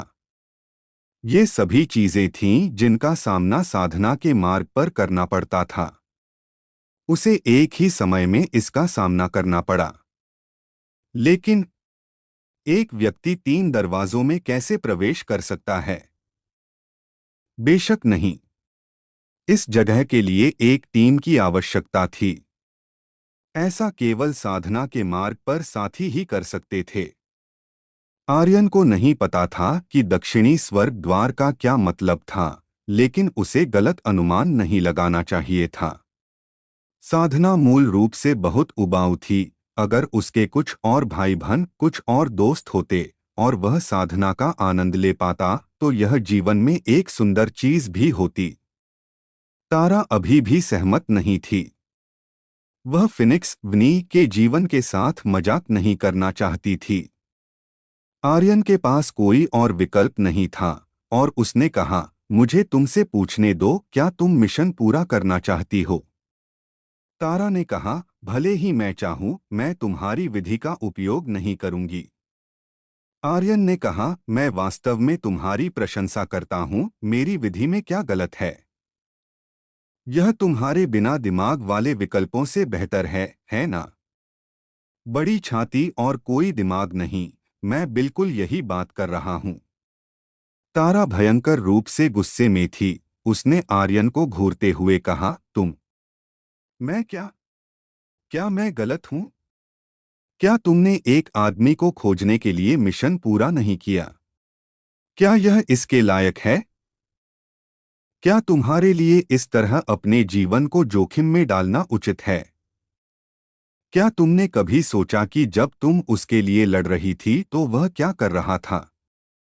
हो सकता है कि वह रंगरेलियां मना रहा हो सकता है कि वह दोनों तरफ महिलाओं को गले लगा रहा हो, या हो सकता है कि वह पहले ही मर गया हो और मिट्टी का ढेर बन गया हो। क्या यह इसके लायक है? आर्यन ने भयंकर रूप से कहा। तारा ने सीधे आर्यन की ओर देखा और बिना किसी हिचकिचाहट के उसने कहा, यह इसके लायक है, क्योंकि उसने भी मेरे लिए अपनी जान जोखिम में डाली है। भले ही वह वैसा ही हो जैसा तुमने कहा, फिर भी मैं इसके लायक हूं। मैं, तारा, अपने जीवन में केवल एक ही आदमी को पहचानूंगी। 100 साल कुछ भी नहीं हैं। भले ही यह 1000 साल या 10,000 साल हो, मैं इंतजार करूंगी। यह इसके लायक है। तारा ने भी भयंकर रूप से कहा। आर्यन कड़वा हंसा। मूर्ख औरत। इस क्षण फिनिक्स वनी बाईं ओर के दरवाजे पर चली गई, तारा की ओर मुड़ी और कहा, सुंदर बहन, तुम एक आदमी के लिए अपनी जान जोखिम में डालने को तैयार हो। हालांकि मेरे पति तुम्हारा पीछा कर सकते हैं, लेकिन तुमने जो कहा उसने मुझे छू लिया। इसलिए मुझे तुम्हारी और भी मदद करनी चाहिए। प्रियतम, मैं पहले अंदर जाऊंगी। धमाका। फिनिक्स वनी ने दरवाजे से कदम बढ़ाया। तारा उसे रोकना चाहती थी, लेकिन बहुत देर हो चुकी थी। यह भी इसी समय हुआ। आर्यन बीच के दरवाजे पर चला गया और कहा, मैं भी तुम्हारी इच्छा पूरी करूंगा। तुम प्रवेश करती हो या नहीं, यह तुम पर निर्भर करता है। धमाका। आर्यन ने भी एक कदम अंदर रखा। वह अब तारा के साथ बहस नहीं करना चाहता था। उसे उस आदमी से ईर्ष्या भी थी जिसके बारे में तारा ने बात की थी। प्यार के लिए वह वास्तव में सब कुछ नजरअंदाज कर सकता था। उसके जीवन का क्या मूल्य था? वह दरवाजे से चला गया। तारा का भाव बदल गया। उसने उन दोनों को देखा, फिर दाईं ओर के दरवाजे को देखा। उसने ज्यादा नहीं सोचा और जल्दी से अंदर चली गई। वह किसी का इंतजार कर रही थी, लेकिन यह ज्यादा मुश्किल नहीं था। हर दिन वह उस पल के बारे में कल्पना करती थी जब वह उससे मिलेगी। तुम कहीं भी हो, तुम अभी कुछ भी कर रहे हो, तुम अभी भी मुझसे प्यार करते हो या नहीं, मैं तुम्हारा इंतजार करूंगी। तारा दरवाजे से होकर अंदर चली गई। भूम भो। एक गूंजती हुई आवाज सुनाई दी।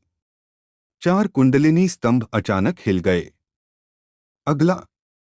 4 कुंडलिनी स्तंभ अचानक आपस में टकरा गए। इसने एक बड़ा दरवाजा बना दिया। दरवाजे के फ्रेम पर 3 बड़े शब्द दिखाई दिए, दक्षिणी स्वर्ग द्वार। यह पहली बार था जब दक्षिणी स्वर्ग द्वार प्रकट हुआ था।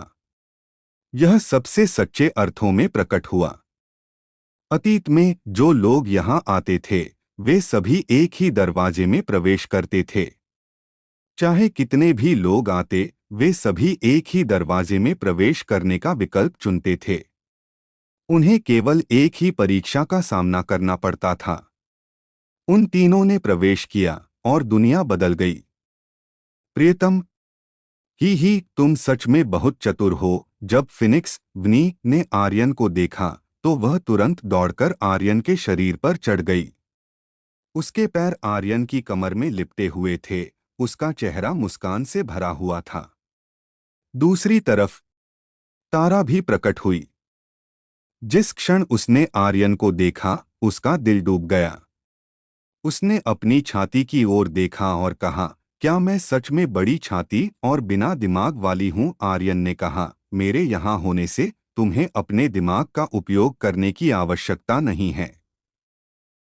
ठीक है, चलो सामने जाकर देखते हैं। दुनिया बहुत खास थी। यह खास थी क्योंकि पूरी दुनिया में कोई कांटे नहीं थे, कोई राक्षस जानवर नहीं थे और कोई निराशाजनक स्थिति नहीं थी। केवल एक सपाट सड़क थी। सड़क एक पवित्र हॉल तक जाती थी। कुछ ही समय बाद वे तीनों मंदिर के नीचे खड़े थे। इसे एक पवित्र हॉल कहा जा सकता था, लेकिन इसे एक विशाल रूबी क्यूब भी कहा जा सकता था, जिसमें प्रवेश करने का कोई रास्ता नहीं था। तारा ने आर्यन की ओर देखा और कहा, क्या तुम चतुर नहीं हो? अब हमें क्या करना चाहिए? आर्यन ने उस मंदिर को देखा जिसमें प्रवेश करने के लिए कोई दरवाजा नहीं था, और उसने मन ही मन सोचा, क्या यह हो सकता है कि मेरी पसंद गलत थी? कोई दरवाजा नहीं। महान पथ का कोई दरवाजा नहीं। वह मुड़ा और अपने पीछे की सड़क को देखा। एक महान पथ। इसका क्या मतलब था? महान पथ, महान पथ की साधना। महान पथ का कोई दरवाजा नहीं। भाड़ में जाओ।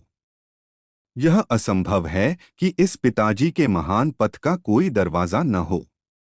भले ही कोई दरवाजा न हो, मैं फिर भी एक दरवाजा बनाऊंगा। आर्यन मंदिर के चारों ओर घूमता रहा। हर टुकड़ा अलग है। क्या तुम इसे एक साथ जोड़ना चाहते हो? आर्यन ने इसे हिलाने का इशारा किया, और निश्चित रूप से यह हिल सकता था। यह सच में एक रूबी क्यूब है। क्या प्राचीन दुनिया में कोई रूबी क्यूब है? ब्रह्मांड रूबी क्यूब। धिक्कार है, मुझे मत बताना कि अंदर एक अयस्क भी है। जब से आर्यन को आत्मा मूल पत्थर मिला था, तब से वह महिलाओं के क्यूब से ग्रस्त हो गया था। अभी वह सिर्फ सभी अयस्कों को इकट्ठा करना चाहता था और फिर अपनी उंगलियां चटकाना चाहता था। क्या एक पर्याप्त नहीं था? तो दो, तीन, चार। फिनिक्स वनीक ने पूछा, प्रियतम, यह जगह यह संकेत देती है कि महान पथ में प्रवेश करने का कोई रास्ता नहीं है। तारा ने आर्यन की ओर देखा और मन ही मन सोचा, इसमें कोई आश्चर्य नहीं कि यह उस पथ की तरह दिखता है जिसे हमने लिया था। तो यह वास्तव में महान पथ है? आर्यन ने कहा, चिंता मत करो, मैं एक तरीका सोच रहा हूँ। इस विशाल मंदिर के क्यूब को एक साथ जोड़ना बेहद मुश्किल था, क्योंकि यह मंदिर बहुत विशाल था। अगर वह इसे एक साथ जोड़ना चाहता, तो भी अपने दिमाग से वह 10 जीवन काल में भी ऐसा नहीं कर पाता। लेकिन आर्यन चिंतित नहीं था। किसी को पता होना चाहिए कि उसके दिमाग में कुछ और था। विशाल लंगर से प्राप्त विशेष एम्बर में एक तकनीकी दुनिया थी। सबसे महत्वपूर्ण बात, अंदर एक उच्च स्तरीय कंप्यूटर भी था। कंप्यूटर का उपयोग करके गणना करना, यह तेज होना चाहिए। तुरंत। आप लोगों को यह स्टोरी कैसी लग रही है, कमेंट करके जरूर बताएं और बने रहे आप अपने जीवपति त्रिपाठी जी के साथ। धन्यवाद मित्रों। एपिसोड 3567। अंबर की सीमा। अगर उसका दिमाग काफी नहीं था, तो वह एक कंप्यूटर का उपयोग करेगा। अंबर दल के पास एक सुपर कंप्यूटर था। अगर वह खेल नहीं खेल सकता था, तो एक बनाना मुश्किल नहीं होगा, है ना? अंबर दल में प्रवेश करते हुए आर्यन ने फीनिक्स से कहा, तुम दोनों यहां मेरा इंतजार करो। हवा में छलांग लगाते हुए वह विशाल रूबिक क्यूब मैट्रिक्स पर कूद गया। आदेश दर्ज करो और स्कैनिंग शुरू करो। स्कैनिंग शुरू हो रही है। आर्यन आगे बढ़ता रहा और उसी समय उसने रूबिक क्यूब पर बनी रेखाओं को स्कैन किया। एक फलक, दो फलक, तीन फलक, चार फलक, पांच फलक, पर छठा फलक। दूसरे शब्दों में मंदिर के नीचे का हिस्सा बिल्कुल नहीं देखा जा सकता था। आर्यन ने भौहें सिकोड़ी, धिक्कार है, यह मुश्किल होने वाला है। रूबिक क्यूब के 6 फलक थे, ऊपर और नीचे, आगे और पीछे, बाएं और दाएं। हर फलक पर सैकड़ों शिलालेख खुदे हुए थे, और अगर वह इन ग्रिडों को पूरी तरह से व्यवस्थित करना चाहता था, तो वह एक फलक के बिना ऐसा नहीं कर पाएगा। यह मुश्किल है। आर्यन ने 5 फलकों को स्कैन किया और नीचे उतरा। फीनिक्स ने आर्यन की भौहों की सिकुड़न देखकर पूछा, क्या हुआ? तारा ने भी आर्यन की तरफ देखा, क्या मैं आपकी कोई मदद कर सकती हूं? आर्यन ने कुछ नहीं कहा। वे दोनों निश्चित रूप से इस तरह के काम में मदद नहीं कर पाएंगे। उसकी चेतना अंबर दल में प्रवेश कर गई, कंप्यूटर पर दिखाई दे रहे 6 फलकों को देखा और धीरे से कहा, यह एक सुपर कंप्यूटर होना चाहिए। छवि के 5 फलक हैं, क्या तुम छठे फलक का अनुमान लगा सकते हो? अगर लोली जी नाओ यहाँ होती, तो वह निश्चित रूप से ऐसा कर पाती। अनंत ताओ धर्मग्रंथ का पहला आधा भाग जानना और तुरंत दूसरे आधे भाग का अनुमान लगाना, इस अनुमान की शक्ति अकल्पनीय रूप से मजबूत थी। हालांकि आर्यन ने सिस्टम गर्ल की तरफ देखा, वह अभी भी गहरी नींद में थी। वह फिलहाल शायद नहीं जागेगी। अब यह तुम पर निर्भर है। आर्यन ने कंप्यूटर पर आदेशों की एक श्रृंखला दर्ज की। सुपर कंप्यूटर ने अनुमान लगाना शुरू कर दिया। उसी समय आर्यन ने फीनिक्स और तारा से कहा, अब मेरे आदेशों को सुनो, याद रखना एक भी गलती नहीं करनी है, वरना तुम्हारे पिछले सभी प्रयास बर्बाद हो जाएंगे। मैं जो कहता हूं वही करो और ज्यादा सवाल मत पूछो। फीनिक्स ने सिर हिलाया। ठीक है। हालांकि तारा नहीं जानती थी कि आर्यन क्या करना चाहता था, लेकिन इस स्थिति में वह केवल आर्यन की बात सुन सकती थी। ठीक है। आर्यन ने भारी आवाज में कहा, ठीक है, चलो शुरू करते हैं। बिंग बिंग, मंदिर के शीर्ष पर जाओ। बड़ी बहन, तुम पीछे और दाईं ओर का ध्यान रखो, मैं आगे और बाईं ओर का ध्यान रखूंगा। अब अपनी स्थिति में आ जाओ। आर्यन ने इन ग्रिडों के क्रम का एक सरल विवरण दिया। कंप्यूटर ने गणना शुरू कर दी और आर्यन ने तुरंत चिल्लाया, ऊपर 5वीं पंक्ति, 3 वर्ग बाईं ओर धकेलो, घुमाओ। बिंग बिंग, गलती मत करना। हमारे पास केवल एक मौका है। हाँ, मैं समझ गई। फीनिक्स ने आर्यन के निर्देशों का पालन किया। जाली हिलने लगी और मंदिर के अंदर का हिस्सा हिलने लगा। ऐसा लग रहा था जैसे कोई बड़ी मशीन चल रही हो। बड़ी बहन, 13वीं पंक्ति, 1 वर्ग दाईं ओर धकेलो, घुमाओ। जब तारा ने आर्यन के शब्द सुने, तो उसने तुरंत वही किया जो उसे बताया गया था और जाली को धकेल दिया। कचा की आवाज के साथ एक विस्फोटक ध्वनि सुनाई दी। पीछे 10वीं पंक्ति, पहले ग्रिड से 2 वर्ग ऊपर धकेलो, घुमाओ। सामने, ऊपर। आर्यन की चेतना लगातार बदलती रहती, कभी अंबर दल में प्रवेश करती और कभी वास्तविकता में लौटती।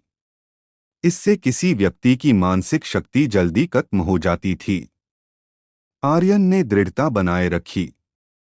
1 घंटे बाद, कचा कचा, गर्रर्रर्र, गर्रर्रर्र। मैजिक क्यूब मैट्रिक्स से एक और भी तीव्र गड़गड़ाहट की आवाज आई। ग्रिड के अंतराल से लगातार रोशनी निकल रही थी, मानो वह फटने ही वाला हो। अंतिम वाला। आर्यन ने भारी सांस ली, चाहे यह विफल हो या सफल, यह सब इस पर निर्भर करता है। आखिरकार वह केवल 5 फलकों को जानता था। ऐसी स्थिति में जहां एक फलक गायब था, उसे एक साथ जोड़ना बेहद मुश्किल था।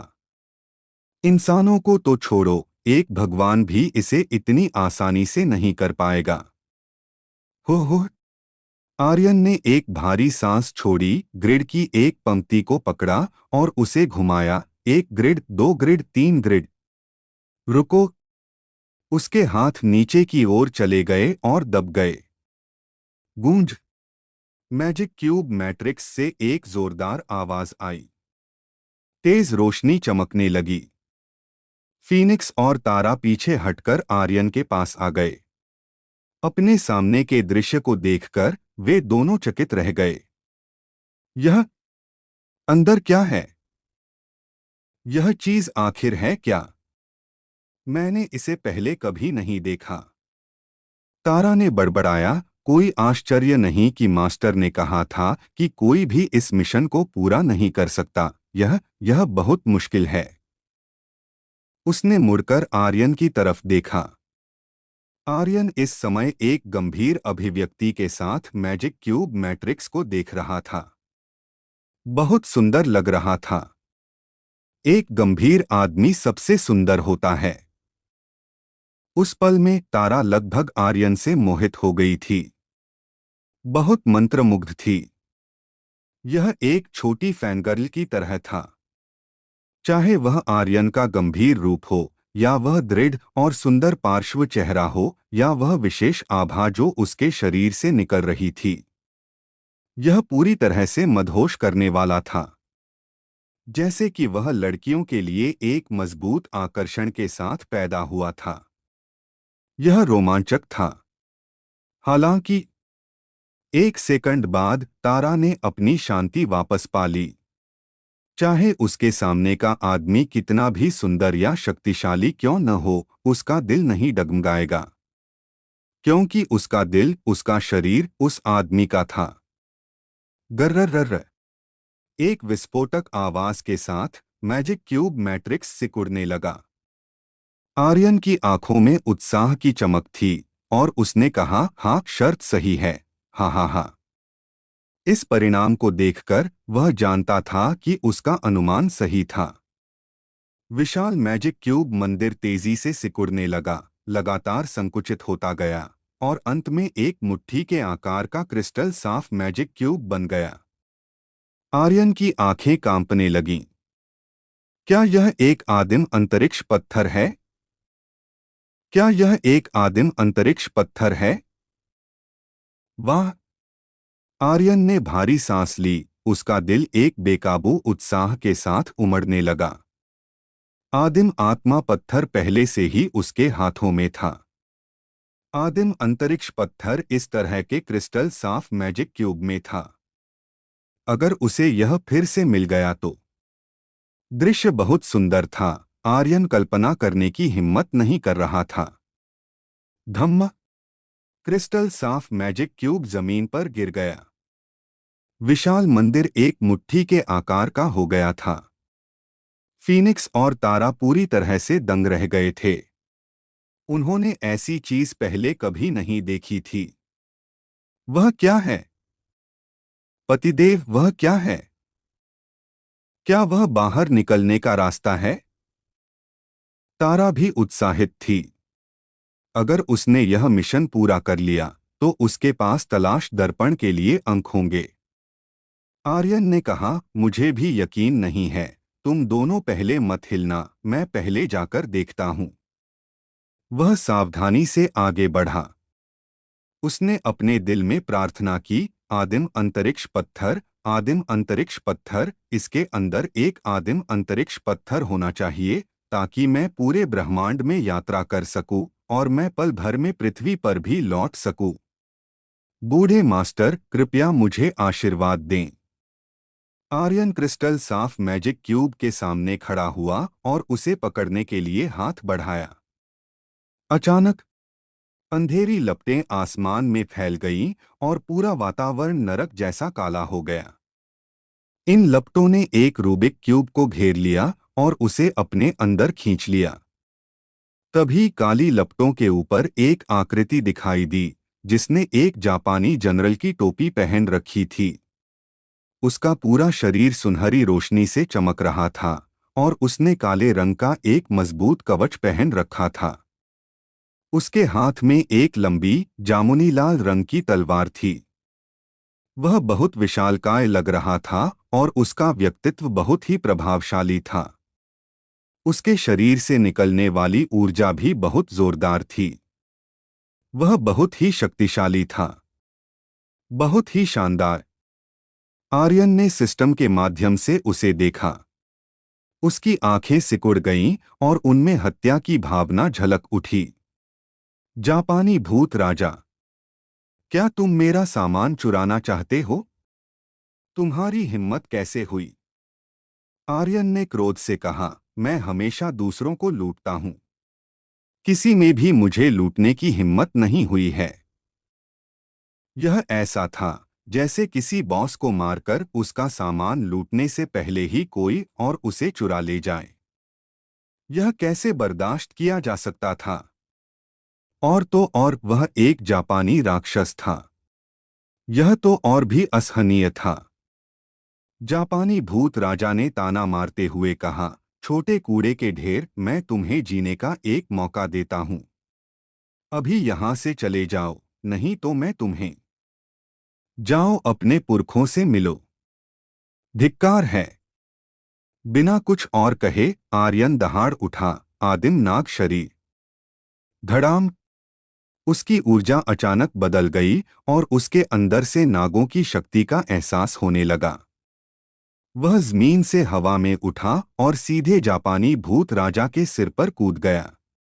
उसने जोर से दहाड़ते हुए कहा, जापानी छोटू, तुम अकेले हो और मेरे सिर पर तानाशाह की तरह व्यवहार करना चाहते हो। तुम्हारा बेटा पहले ही पाताल लोक में तुम्हारा इंतजार कर रहा है। अब तुम भी चले जाओ। उसकी मुट्ठियां आग बरसा रही थीं। घर्षण। मुट्ठी की शक्ति से गड़गड़ाहट की आवाज आई। शक्ति राजा मुट्ठी। उसने एक घूंसा मारा। जापानी भूत राजा ने यह उम्मीद नहीं की थी कि आर्यन, जो केवल एक तलवारबाज के स्तर पर था, अचानक इतना भयानक रूप ले लेगा। लेकिन जब उसने सुना कि उसका बेटा मर चुका है, तो वह बहुत ही क्रोधित हो गया। इचिरो। आह! क्रोध की दहाड़ के साथ काली लपटें एक ज्वालामुखी की तरह फट गईं और पूरे आसमान को अपने घेरे में ले लिया। आर्यन की आकृति भी तुरंत काली लपटों में समा गई। हे स्वामी, फीनिक्स ने चिंतित होकर पुकारा। तारा तुरंत बाहर भागी और अपने हाथ में मौजूद तलवार को खींच लिया। उसके शरीर की शक्ति भी बाहर निकल आई। आकाशीय ताबीज। उसके बाएं हाथ से एक ताबीज निकला। वह ताबीज काली लपटों के बीच फट गया। तारा की तलवार में बौद्ध धर्म की रोशनी चमक रही थी। वह हवा में उड़ गई और जोर से नीचे की ओर वार किया। यहां से चले जाओ। जापानी भूत राजा ने धीमी आवाज में गरजा और काली लपटों की शक्ति तारा के शरीर से टकराई। तारा ने अपनी लंबी तलवार से उस वार को रोका, लेकिन उसका शरीर पीछे की ओर उड़ गया और सीधे जमीन पर जा गिरा। हालांकि वह रुकी नहीं और फिर से आगे बढ़ी। जापानी भूत राजा क्रोध से चिल्लाया, तुम सब मर जाओ। तुम सबको मरकर मेरे बेटे के साथ दफन होना होगा। आह! इस पल ऐसा लग रहा था जैसे जापानी भूत राजा एक विशाल ऑक्टोपस में बदल गया था। काली लपटें उसकी भुजाओं की तरह थीं, जो चारों ओर भयानक रूप से फैल रही थीं। आर्यन, जो काली लपटों में घिरा हुआ था, बहुत नाखुश था। अब जब उसे काली लपटों की भुजाओं से बेरहमी से पीटा जा रहा था, तो वह और भी नाराज हो गया। हालांकि उसकी शक्ति राजा मुट्ठी काली लपटों से टकराई, लेकिन ऐसा लगा जैसे वह पानी में मुक्का मार रहा हो। इसका कोई असर नहीं हुआ। जापानी भूत राजा ने जिस दुष्ट हमले की साधना की थी, उसकी तुलना में उसका बेटा कुछ भी नहीं था। आर्यन की शक्ति राजा मुट्ठी उसे ज्यादा नुकसान नहीं पहुंचा पाई। लेकिन शक्ति राजा मुट्ठी और भयंकर जानवर तलवार तकनीक दोनों ही ऐसे कौशल थे जिनकी साधना आर्यन ने प्राचीन दुनिया में की थी। प्राचीन नाग शरीर में भी एक कौशल था जिसकी साधना उसने आदिम दुनिया में की थी। अमरता की शक्ति। खुल जा। आप लोगों को यह स्टोरी कैसी लग रही है, कमेंट करके जरूर बताएं। और बने रहे आप अपने जीवपति त्रिपाठी जी के साथ। धन्यवाद मित्रों। एपिसोड 3568 से 3569। शक्ति उमड़ पड़ी और तुरंत उसकी दाईं बाह में इकट्ठा हो गई। प्राचीन दुनिया में प्रवेश करने के बाद आर्यन ने अमरता की शक्ति का उपयोग नहीं किया था। यह शक्ति ब्रह्मांड के एकमात्र अमर ताबूत से आई थी। शक्ति उमड़ पड़ी। मुट्ठी भींचकर आर्यन ने काली लपटों की ओर मुक्का मारा। तुम्हारा विनाश हो। धड़ाम। एक ऐसा घूंसा आया जिसने पूरी धरती को हिला दिया। काली लपटें सिकुड़ गईं। जापानी भूत राजा का चेहरा बदल गया। वह काली लपटों से अमरता की शक्ति को महसूस कर सकता था, जिससे वह घबरा गया। यह तुम्हारी शक्ति? यह किस तरह की शक्ति है? तुम्हारे पुरखों का सफाया करने वाली शक्ति, आर्यन ने गुस्से में शाप दिया। उसके पहले मुक्के ने काली लपटों को तोड़ दिया। उसका शरीर नीचे उतरा, सीधे जापानी भूत राजा के सिर पर खड़ा हो गया और उसने उसके सिर पर मुक्का मारा। धड़ाम। काला कवच बिखर गया। चमकदार सुनहरे कवच के टुकड़े टुकड़े हो गए। एक भगवान स्तर का कवच ऐसे ही टूट गया। इस पल एक नग्न छोटा बौना काले कवच से बाहर निकला। उसके हाथ में स्थानिक जादू था और उसकी गति बहुत तेज थी। जैसा कि सोचा था। जैसा बेटा वैसा ही बाप। भागना चाहते हो? क्या तुम्हें लगता है कि तुम भाग पाओगे? धड़ाम। आर्यन का शरीर हिल गया और उसके शरीर से निकलने वाली ऊर्जा एक विशाल नाग की तरह थी। अपनी नाग की पूंछ को घुमाते हुए आर्यन तुरंत जापानी भूत राजा के सामने आ गया। उसने आगे की ओर मुक्का मारा। धड़ाम। जापानी भूत राजा एक कील की तरह जमीन पर टिक गया। उसके मुंह के कोने से खून बह रहा था। उसका डांटियन टूट गया था। उसकी मांसपेशियां और हड्डियां टूट गई थीं और उसका पूरा शरीर बंधा हुआ था। वह हिल नहीं पा रहा था। आर्यन ने कहा, भागो, मेरे सामने फिर से क्यों नहीं भागते हो? तुम्हारा सत्यानाश हो। जापानी भूत राजा ने दया की भीख मांगी। स्वामी, कृपया मेरी जान बख्श दें। जब तक आप मुझे एक बार जाने देने के लिए तैयार हैं, मैं आपके लिए कुछ भी करने को तैयार हूं। तुम सिर्फ एक जानवर बन सकते हो। आर्यन जापानी भूत राजा के सामने चला गया। उसने उसके साथ बात करने में समय बर्बाद नहीं किया और जोर से नीचे की ओर पैर रखा। जापानी भूत राजा चिल्लाया, मेरी जान बख्श दो। मैं आपसे भीख मांगता हूँ। मैं तुम्हें स्वर्गलोक में ले जा सकता हूँ। मैं तुम्हें प्राचीन दुनिया के दिव्य अंतरिक्ष में ले जा सकता हूँ। मैं तुमसे भीख मांगता हूँ, मेरी जान बख्श दो। मैं। चटक। उसके सिर पर मुक्के से धमाका हो गया। आर्यन ने ठंडी सांस छोड़ी और कहा, मुझे तुम्हारी जरूरत है कि तुम मुझे ले जाओ। क्या मैं खुद नहीं चल सकता? डिंग। खिलाड़ी आर्यन को जापानी भूत राजा को मारने के लिए बधाई। क्या आप उसकी साधना को अवशोषित करना चाहते हैं? तुम क्या अवशोषित कर रहे हो? आर्यन ने तुरंत छोड़ दिया। यहां तक कि अगर वह एक मंदबुद्धि भी होता तो वह एक छोटे जापानी की साधना नहीं लेना चाहता। डिंग।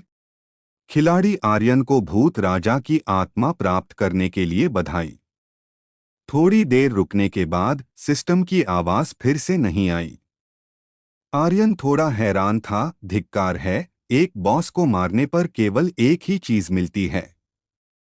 यह बहुत कम नहीं है।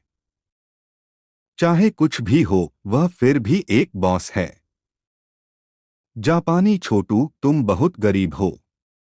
आर्यन ने तिरस्कारपूर्वक सांस छोड़ी, अपने दाहिने पैर को जोर से नीचे की ओर रखा, सीधे जापानी भूत राजा के शरीर को जमीन में दबा दिया, और उसी समय उसने भूत राजा की आत्मा की जांच की। आइटम: भूत राजा की आत्मा, स्तर बढ़ाया जा सकता है। पद: अर्धदेव। विशेषता: दुष्ट, आध्यात्मिक विशेषता। विवरण: मरे हुए लोगों की आत्माओं को अवशोषित करके युद्ध में उनका उपयोग कर सकता है। एक समय में केवल एक मरे हुए की आत्माओं को अवशोषित कर सकता है। क्या ऐसा है? तुम मरे हुए लोगों की आत्माओं को अवशोषित कर सकते हो? यह अभी भी स्तर बढ़ा सकता है। यह चीज बुरी नहीं है। आर्यन ने भूत राजा की आत्मा को घुमाया, विचार चला, और अचानक उसी जापानी भूत राजा की ओर बढ़ा जो अभी अभी मरा था। इसे मेरे लिए अवशोषित करो। डिंग। खिलाड़ी आर्यन को जापानी भूत राजा का मृत शरीर प्राप्त करने के लिए बधाई। क्या आप इसे बुलाना चाहते हैं? हाँ। जैसे ही आर्यन ने अपने गुस्से को शांत करने के लिए मृत जापानी प्रेत राजा को एक बार फिर से मार डाला, वह संतुष्ट हुआ। प्रेत राजा का टोकन, जो प्रेतों को अवशोषित करके उन्हें दोबारा मार सकता था, अब उस प्रेत राजा को पूरी तरह से नष्ट कर चुका था, ताकि वह कभी भी प्रेत न बन सके। वह हमेशा के लिए समाप्त हो चुका था। तूफान। तुमने मेरे चीन को अपमानित करने की हिम्मत कैसे की? अब संतुष्ट हो? आर्यन ने गर्व से अपनी मूंछों को झटका दिया। लेकिन जैसे ही उसने प्रेत राजा को मारा, प्रेत राजा के टोकन पर एक दरार पड़ गई। ऐसा इसलिए हुआ क्योंकि आर्यन ने नियमों का उल्लंघन किया था। कौन अपने ही बुलाए हुए प्रेत को मारेगा? यह प्रेत राजा के टोकन के लिए बहुत हानिकारक था। इसीलिए दरारें पड़ गईं। लेकिन आर्यन को इसकी बिल्कुल भी परवाह नहीं थी। जापानी को एक बार और मारने के लिए दरारों की क्या, अगर पूरा टोकन भी टूट जाता तो उसे कोई फर्क नहीं पड़ता। जापानी प्रेत राजा को खत्म करने के बाद आर्यन ने जमीन से अंतरिक्ष घन उठाया। उसके प्राचीन ड्रैगन शरीर की आभा वापस चली गई। फुफ! उसका शरीर लड़खड़ाया और उसके मुंह से खून की उल्टी हो गई। वह लगभग गिर ही गया था। उसका शरीर एक पल में 10,000 गुना भारी हो गया। वह जमीन पर धड़ाम से बैठ गया और उसका चेहरा पीला पड़ गया। धत! निश्चित रूप से यह एक अलग नियमों वाला विमान है। आदिम दुनिया में मैं आसानी से शाश्वत जीवन की शक्ति का उपयोग कर सकता था, लेकिन इस प्राचीन दुनिया में आर्यन का दिल बैठ गया। उसकी खेती अभी तक उस शक्तिशाली स्तर तक नहीं पहुंची थी। कुछ शक्तियां उसके लिए केवल एक बोझ बन जाएंगी और उसका शरीर उन्हें सहन नहीं कर पाएगा। शाश्वत जीवन की शक्ति का अभी अभी हुआ विस्फोट पहले ही उसकी सीमा को पार कर चुका था। इस समय आर्यन को गंभीर आंतरिक चोटें लगी थीं। अगर उसका शरीर बहुत मजबूत न होता तो वह अब तक अपंग हो गया होता। प्रिय, क्या हुआ? वनी फीनिक्स तुरंत दौड़कर आई। आर्यन का पीला चेहरा देखकर उसने तुरंत अपने अंतरिक्ष वलय से एक गोली निकालने की कोशिश की। आर्यन ने सिर हिलाया और कहा, मैं ठीक हूं। तारा भी जल्दी से उसके पास आई और एक आध्यात्मिक गोली निकाली। आर्यन के सहमत होने या न होने की परवाह किए बिना उसने सीधे उसे आर्यन के मुंह में भर दिया और कहा, तुम पहले ही इस हद तक घायल हो चुके हो और फिर भी कहते हो कि तुम ठीक हो। उसका चेहरा पीला था और उसकी मानसिक ऊर्जा कम थी। आर्यन को ऐसा लगा जैसे उसकी हड्डियां बिखरने वाली हों। आम लोग इसे सहन नहीं कर पाते। आर्यन मुस्कुराया और कहा, धन्यवाद। तारा को पता नहीं क्यों उसकी आंखों के कोनों में आंसू भर आए। उसने आर्यन को देखा और कहा, बात करना बंद करो, पहले आराम करो। नी फीनिक्स खिलखिलाकर हंसी और बोली, सुंदर बहन, क्या तुम्हें मेरे पति से प्यार हो गया है? ही। तारा की आंखें ठंडी हो गईं और उसने कहा, ऐसा कुछ नहीं है। नी फीनिक्स मुस्कुराई और बोली, मना मत करो, मुझे कोई आपत्ति नहीं होगी। वैसे भी मेरे पति ने तुम्हें पाने का निश्चय कर लिया है। आर्यन ने वनी फीनिक्स को घूरकर देखा और कहा, छोटे बच्चों को बकवास नहीं करनी चाहिए। वनी फीनिक्स ने शरारती तरीके से अपनी जीभ बाहर निकाली, खिलखिलाकर हंसी और बोली, सुंदर बहन, मेरे पति बहुत सुंदर हैं, है ना? मुझे लगता है कि वह दुनिया के सबसे सुंदर और शक्तिशाली आदमी हैं। अगर मैं उनसे शादी कर सकती तो मैं निश्चित रूप से दुनिया की सबसे खुश महिला बन जाती। तारा मुस्कुराई, लेकिन उसने कोई जवाब नहीं दिया। वास्तव में उसके सामने का आदमी बुरा नहीं था। वह प्राचीन ज्वाला पंथ के अन्य पुरुषों से अलग था, लेकिन उसका दिल केवल उस आदमी का था। भले ही वह आदमी इस दुनिया में न हो, उसका दिल किसी भी आदमी के लिए नहीं बदलेगा। तारा की नजर ठंडी होते देख आर्यन समझ गया कि उसके पास कोई मौका नहीं था। उसने अपनी आंखें बंद कर लीं और अपनी चोटों को ठीक करने के लिए आध्यात्मिक गोली की ऊर्जा को निर्देशित किया। नी फीनिक्स आर्यन के बगल में आधी बैठी थी, अपने गालों को पकड़कर, और उत्साहित होकर बोली, वह वास्तव में इतना सुंदर है, ऐसा सुंदर व्यक्ति क्यों है? ही। तारा खड़ी हो गई और दूसरी दिशा में ठंडी नजर से देखा। क्या हो रहा है? गगनपुरी में एक भी प्रेत क्यों नहीं है? क्या उसने हमसे झूठ बोला था? बिल्कुल, यह समझ में नहीं आता। पिछले 100 सालों से गगनपुरी से लौटने वाले हर किसी ने कहा है कि गगनपुरी बेहद खतरनाक और प्रेतों से भरी है। आज मैंने एक भी प्रेत क्यों नहीं देखा? उसे हमारे युवा स्वामी वीरन तियान जियान से डर लगता होगा। युवा स्वामी का जन्म एक प्राचीन तलवार आत्मा के साथ हुआ था। उनकी प्रतिभा स्वर्ग को चुनौती देने वाली है। ये प्रेत बाहर आने की हिम्मत भी नहीं करते। अगर युवा स्वामी नहीं आए होते तो हम में से कुछ को प्रेतों ने कब का टुकड़ों में फाड़ दिया होता। चापलूसी अंतहीन थी। युवा स्वामी वीरन तियान जियान का चेहरा गर्व से भरा था। उसी समय उसने यह भी सोचा कि यह सब उसकी वजह से था। अगर वह न होता तो सारे प्रेत बाहर निकल आते। लोगों का समूह आसानी से गगनपुरी से गुजरा।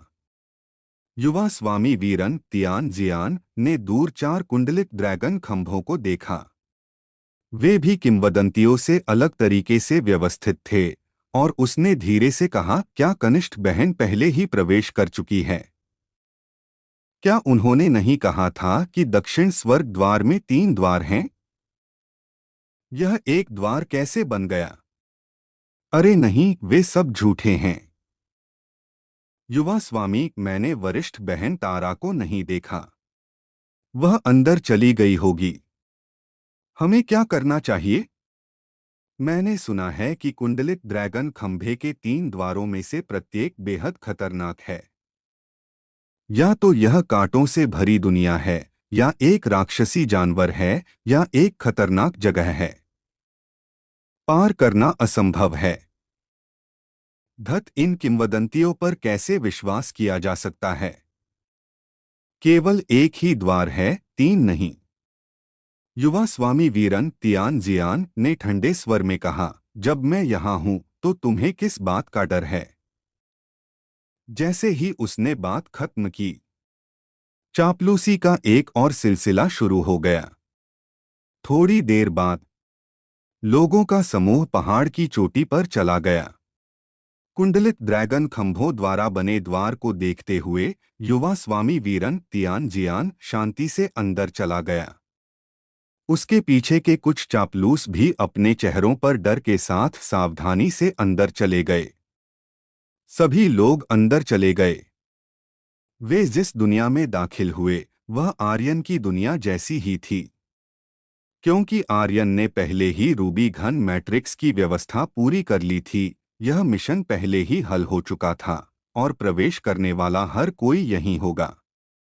मैंने तुमसे कहा था कि यह एक झूठ था। खतरा कहाँ है? कांटे कहाँ हैं?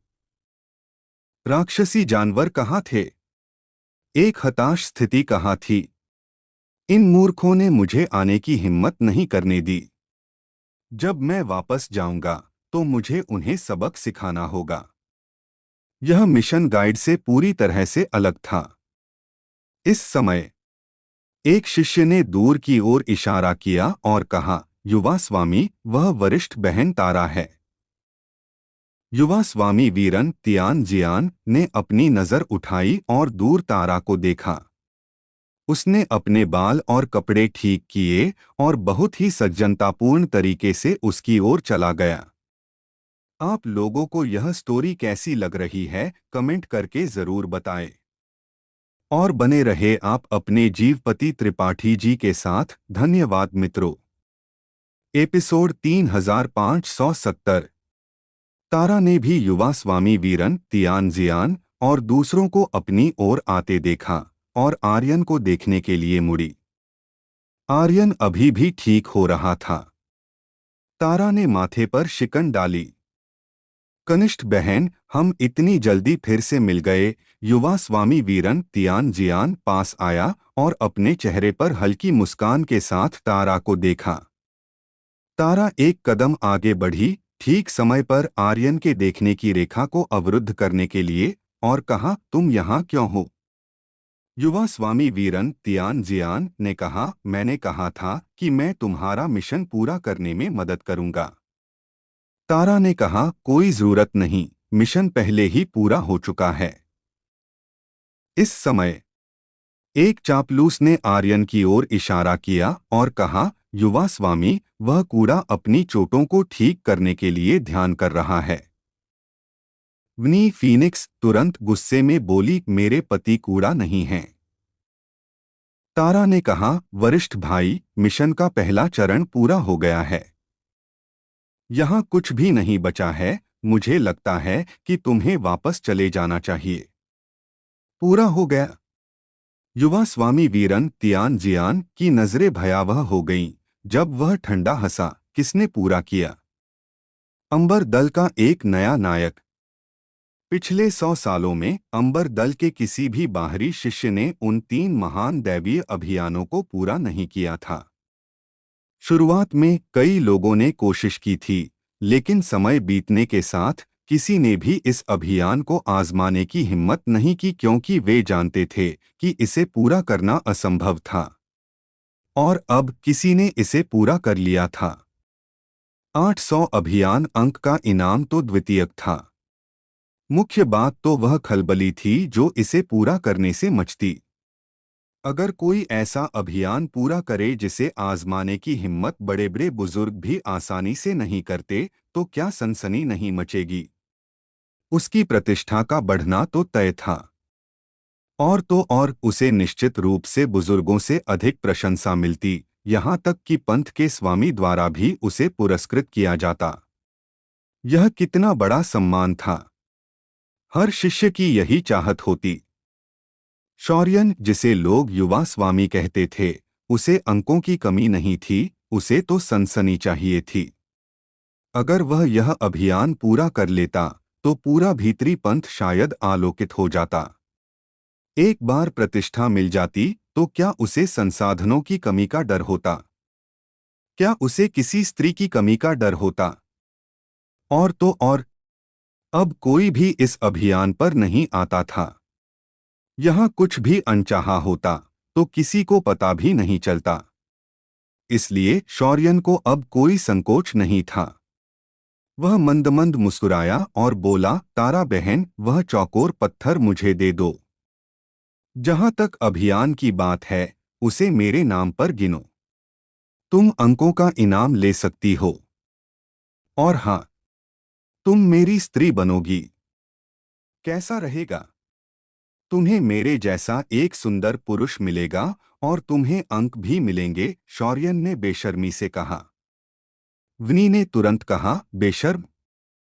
तारा, जिसे शौर्यन की आंखों से ही पता चल गया था कि वह क्या करने वाला है, ने उदासीनता से कहा, शौर्यन भाई, मैं इनमें से किसी भी बात पर सहमत नहीं हो सकती। आप यह भी जानते हैं कि मैं यह अभियान अपने लिए कर रही हूं और अपने गुरु के लिए भी। मैंने अपने गुरु को पहले ही बता दिया है कि मैं यहाँ आ रही हूँ। अगर मुझे कुछ होता है तो मुझे विश्वास है कि मेरे गुरु को निश्चित रूप से पता चल जाएगा। उसके गुरु खड्ग आत्म पर्वत के तीसरे बुजुर्ग थे। उनके पास बहुत शक्ति थी, इसलिए शौर्यन उनसे दुश्मनी नहीं लेना चाहता था। लेकिन शौर्यन हंसा और बोला, तारा बहन, अगर तुम दूसरों को डराती हो तो ठीक है, पर अगर तुम मुझे डराओगी तो यह काम नहीं करेगा। अगर तुम्हारे गुरु सहमत होते तो क्या तुम काले बाजार से दूरसंचार टोकन छीनती? एक व्यक्ति जिसने काले बाजार से दूरसंचार टोकन छीना हो, कौन जानता है कि वह कहाँ जा रही है? कौन साबित कर सकता है कि वह यहाँ आई थी? अगर वह यहीं मर भी जाती है तो किसे पता चलेगा? तारा की आंखें अंधेरी हो गईं। सच में, उसने काले बाजार से दूरसंचार टोकन छीना था। अगर उसे संचार व्यूह का उपयोग करना था तो उसे संचार टोकन की आवश्यकता होती थी। इस तरह के टोकन केवल बुजुर्गों के पास होते थे। उसके गुरु हमेशा से ही उसके इस अभियान पर समय बर्बाद करने के खिलाफ थे और वह उसे कभी भी संचार टोकन नहीं देते। शौर्यन ने तारा के उदास चेहरे को देखा और हंसते हुए बोला, तारा बहन, मुझे लगता है कि तुम्हें इस पर ध्यान से विचार करना चाहिए। मुझे पत्थर दे दो और मेरी स्त्री बन जाओ। क्या भविष्य में भीतरी पंथ हमारा नहीं होगा? चिंता मत करो, मैं तुम्हारा अच्छे से ख्याल रखूंगा। हाँ हाँ हाँ। जब शौर्यन ने यह सोचा तो वह हंसे बिना नहीं रह सका। प्राचीन उग्रपंथ की देवी उसके अधीन होने वाली थी। वह उसकी स्त्री बनने वाली थी। भगवान का अभियान पूरा करने और देवी को प्राप्त करने के बाद उसका प्रभाव और भी बढ़ जाएगा। वह शौर्यन निश्चित रूप से प्राचीन उग्रपंथ में सबसे शक्तिशाली व्यक्ति बन जाएगा। तारा ने कहा, अगर मैं मना कर दूं तो? शौर्यन ने एक कदम आगे बढ़ाया। उसकी मुस्कान भयानक हो गई और उसने कहा, तारा बहन, मुझे लगता है कि तुम्हें ध्यान से सोचना चाहिए। तुम यह भी जानती हो कि मुझ में बहुत धैर्य नहीं है और अगर मुझे कुछ चाहिए तो मैं उसे निश्चित रूप से प्राप्त करूंगा। मुझे पत्थर भी चाहिए और तुम्हारा शरीर भी, शौर्यन ने बहुत ही सीधे शब्दों में कहा। आसपास के चापलूसों ने भी उन्हें घेर लिया, सभी व्यंग्यात्मक मुस्कान के साथ। विनी ने गुस्से में कहा, अगर तुमने मेरी सुंदर बहन को धमकाने की हिम्मत की तो मेरे पति तुम्हें नहीं छोड़ेंगे। वह तलवारबाज क्षेत्र का कचरा। हाँ हाँ हाँ, हमें नहीं छोड़ेंगे। मैं तो सच में डर गया हूं। क्या वह मुझे मारेंगे? क्या बहुत दर्द होगा? हे भगवान, मैं कांप रहा हूं। तलवारबाज क्षेत्र, इतना शक्तिशाली व्यक्ति, हाँ हाँ हाँ। हाँ हाँ हाँ। आसपास के लोग पागलपन में हंसने लगे। तारा ने विनी को अपने पीछे छुपाया और कहा, शौर्यन भाई, तुम्हारी खेती मुझसे थोड़ी ही अधिक है। अगर मैं अपनी पूरी ताकत का उपयोग करूं तो भले ही मैं तुम्हारी प्रतिद्वंद्वी न हूं, मुझे डर है कि तुम घायल जरूर हो जाओगे। हम सभी एक ही पंथ के साथी शिष्य हैं, क्या तुम सच में ऐसा करना चाहते हो? जैसे ही वह बोली, उसने अपने पीछे खड़े आर्यन की ओर देखा। शौर्यन ने एक और कदम आगे बढ़ाया और हंसते हुए कहा, तारा बहन, मैं भी ऐसा नहीं करना चाहता, लेकिन अगर तुम मुझे मजबूर करती हो तो मेरे पास कोई विकल्प नहीं है। मैंने पहले ही कह दिया है, जब तक तुम पत्थर सौंप देती हो और आज्ञाकारी बनकर मेरी स्त्री बन जाती हो, मैं तुम्हें जो चाहो वह दूंगा। तारा की आंखें ठंडी हो गईं और उसने कहा, क्या बातचीत की कोई गुंजाइश नहीं है? शौर्यन ने जवाब दिया, नहीं। तारा के शरीर पर रौद्र ऊर्जा थोड़ी हिलने लगी। एक चिंगारी के उड़ने में जितना समय लगता है, उतने ही समय में एक अचानक बदलाव हुआ। लंबी तलवार चली, तलवार की रोशनी बिजली की तरह थी। तारा का शरीर हिला और वह सीधे शौर्यन की ओर दौड़ी। उसकी गति बहुत तेज थी। अगर वह एक ही चाल में शौर्यन को रोक पाती, तो अन्य चापलूस कुछ नहीं कर पाते। लेकिन शौर्यन मंद-मंद मुस्कुराया और बोला, मेरे सामने तलवार का उपयोग। तुम यह भी नहीं सोचती कि मेरी प्राचीन सहज क्षमता क्या है? यह खड्ग आत्मा है। भो! उसके दोनों हाथ पंजे में बदल गए और उसकी पांचों उंगलियों पर शक्ति रेखाएं दिखाई दीं। तारा के अचानक वार का सामना करते हुए उसने अपने दोनों हाथों से उस पर नियंत्रण कर लिया। उसने सीधे तलवार को बांध दिया। वह बिल्कुल भी छेद नहीं कर पाई। तारा की आंखें अंधेरी हो गईं।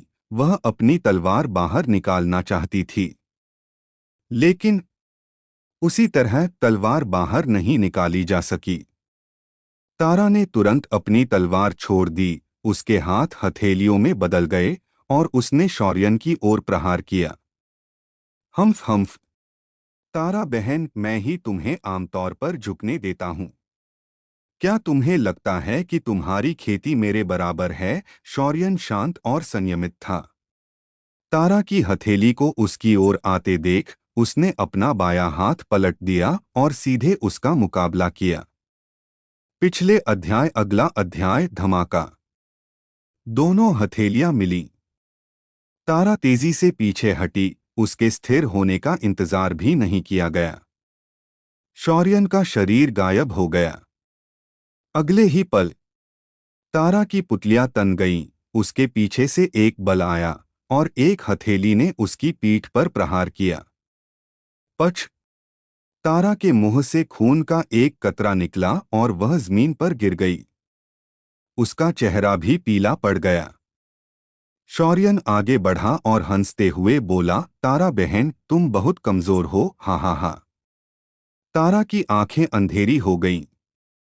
वनी अचानक तारा के सामने दौड़ी, अपने हाथ खोलकर बोली, मैं तुम्हें मेरी सुंदर बहन को धमकाने की इजाजत नहीं देती। शौर्यन हंसा, मुझे छोटी लड़कियों में कोई दिलचस्पी नहीं है, लेकिन मैंने पहली बार इतनी सुंदर छोटी लड़की देखी है। भाइयों, क्या तुम लोग दिलचस्पी रखते हो? हाँ हाँ हाँ। युवा स्वामी, मुझे छोटी लोली पसंद है। शौर्यन हंसा, तो फिर तुम लोग क्यों नहीं आते? तारा ने भारी स्वर में कहा, वह अभी भी बच्ची है, तुम उसे चोट नहीं पहुंचा सकते। वनी बिल्कुल भी डरी नहीं और बोली, मैं तुमसे नहीं डरती। शौर्यन ने व्यंग्यात्मक लहजे में कहा, मैं तुम्हें डराऊंगा। उसे मेरे सामने से हटाओ, मुझे अपनी देवी के साथ रहना है। इस पल शौर्यन रुक गया। वह थम गया। आप लोगों को यह स्टोरी कैसी लग रही है, कमेंट करके जरूर बताएं।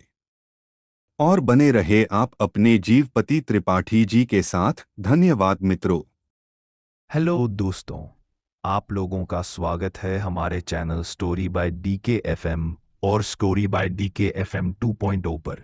दोस्तों, अगर हमारे चैनल पर नए हो तो सब्सक्राइब कर लो हमारे channel story by DK FM और स्टोरी बाय डीके एफएम 2.0 को, और वीडियो पर लाइक और कमेंट भी कर दिया करो ताकि हमें पता चल सके कि आप लोगों को ये स्टोरी के साथ लग रहा है। स्पिरिट वर्ल्ड और सुपर योद्धा ध्रुव रिटर्न के असली एपिसोड आपके YouTube channel story bye DKFN, जिसमें लगभग 11,000 सब्सक्राइबर हैं, और YouTube channel story bye DKFM 2.0 और Telegram channel Dhruv return season 4 story by DKFM पर अपलोड होते हैं। अगर आप लोग दूसरे चैनलों पर एपिसोड सुन रहे हो तो उस चैनलों को अनसब्सक्राइब कर दो और मेरे channel YouTube channel story bye DKFM, जिसमें लगभग 11,000 सब्सक्राइबर हैं, और YouTube channel story bye DKFM 2.0 और Telegram channel Dhruv return season 4 story by DKFM से जुड़ने की कोशिश करो ताकि आप ओरिजिनल एपिसोड और सबसे पहले एपिसोड पा सको।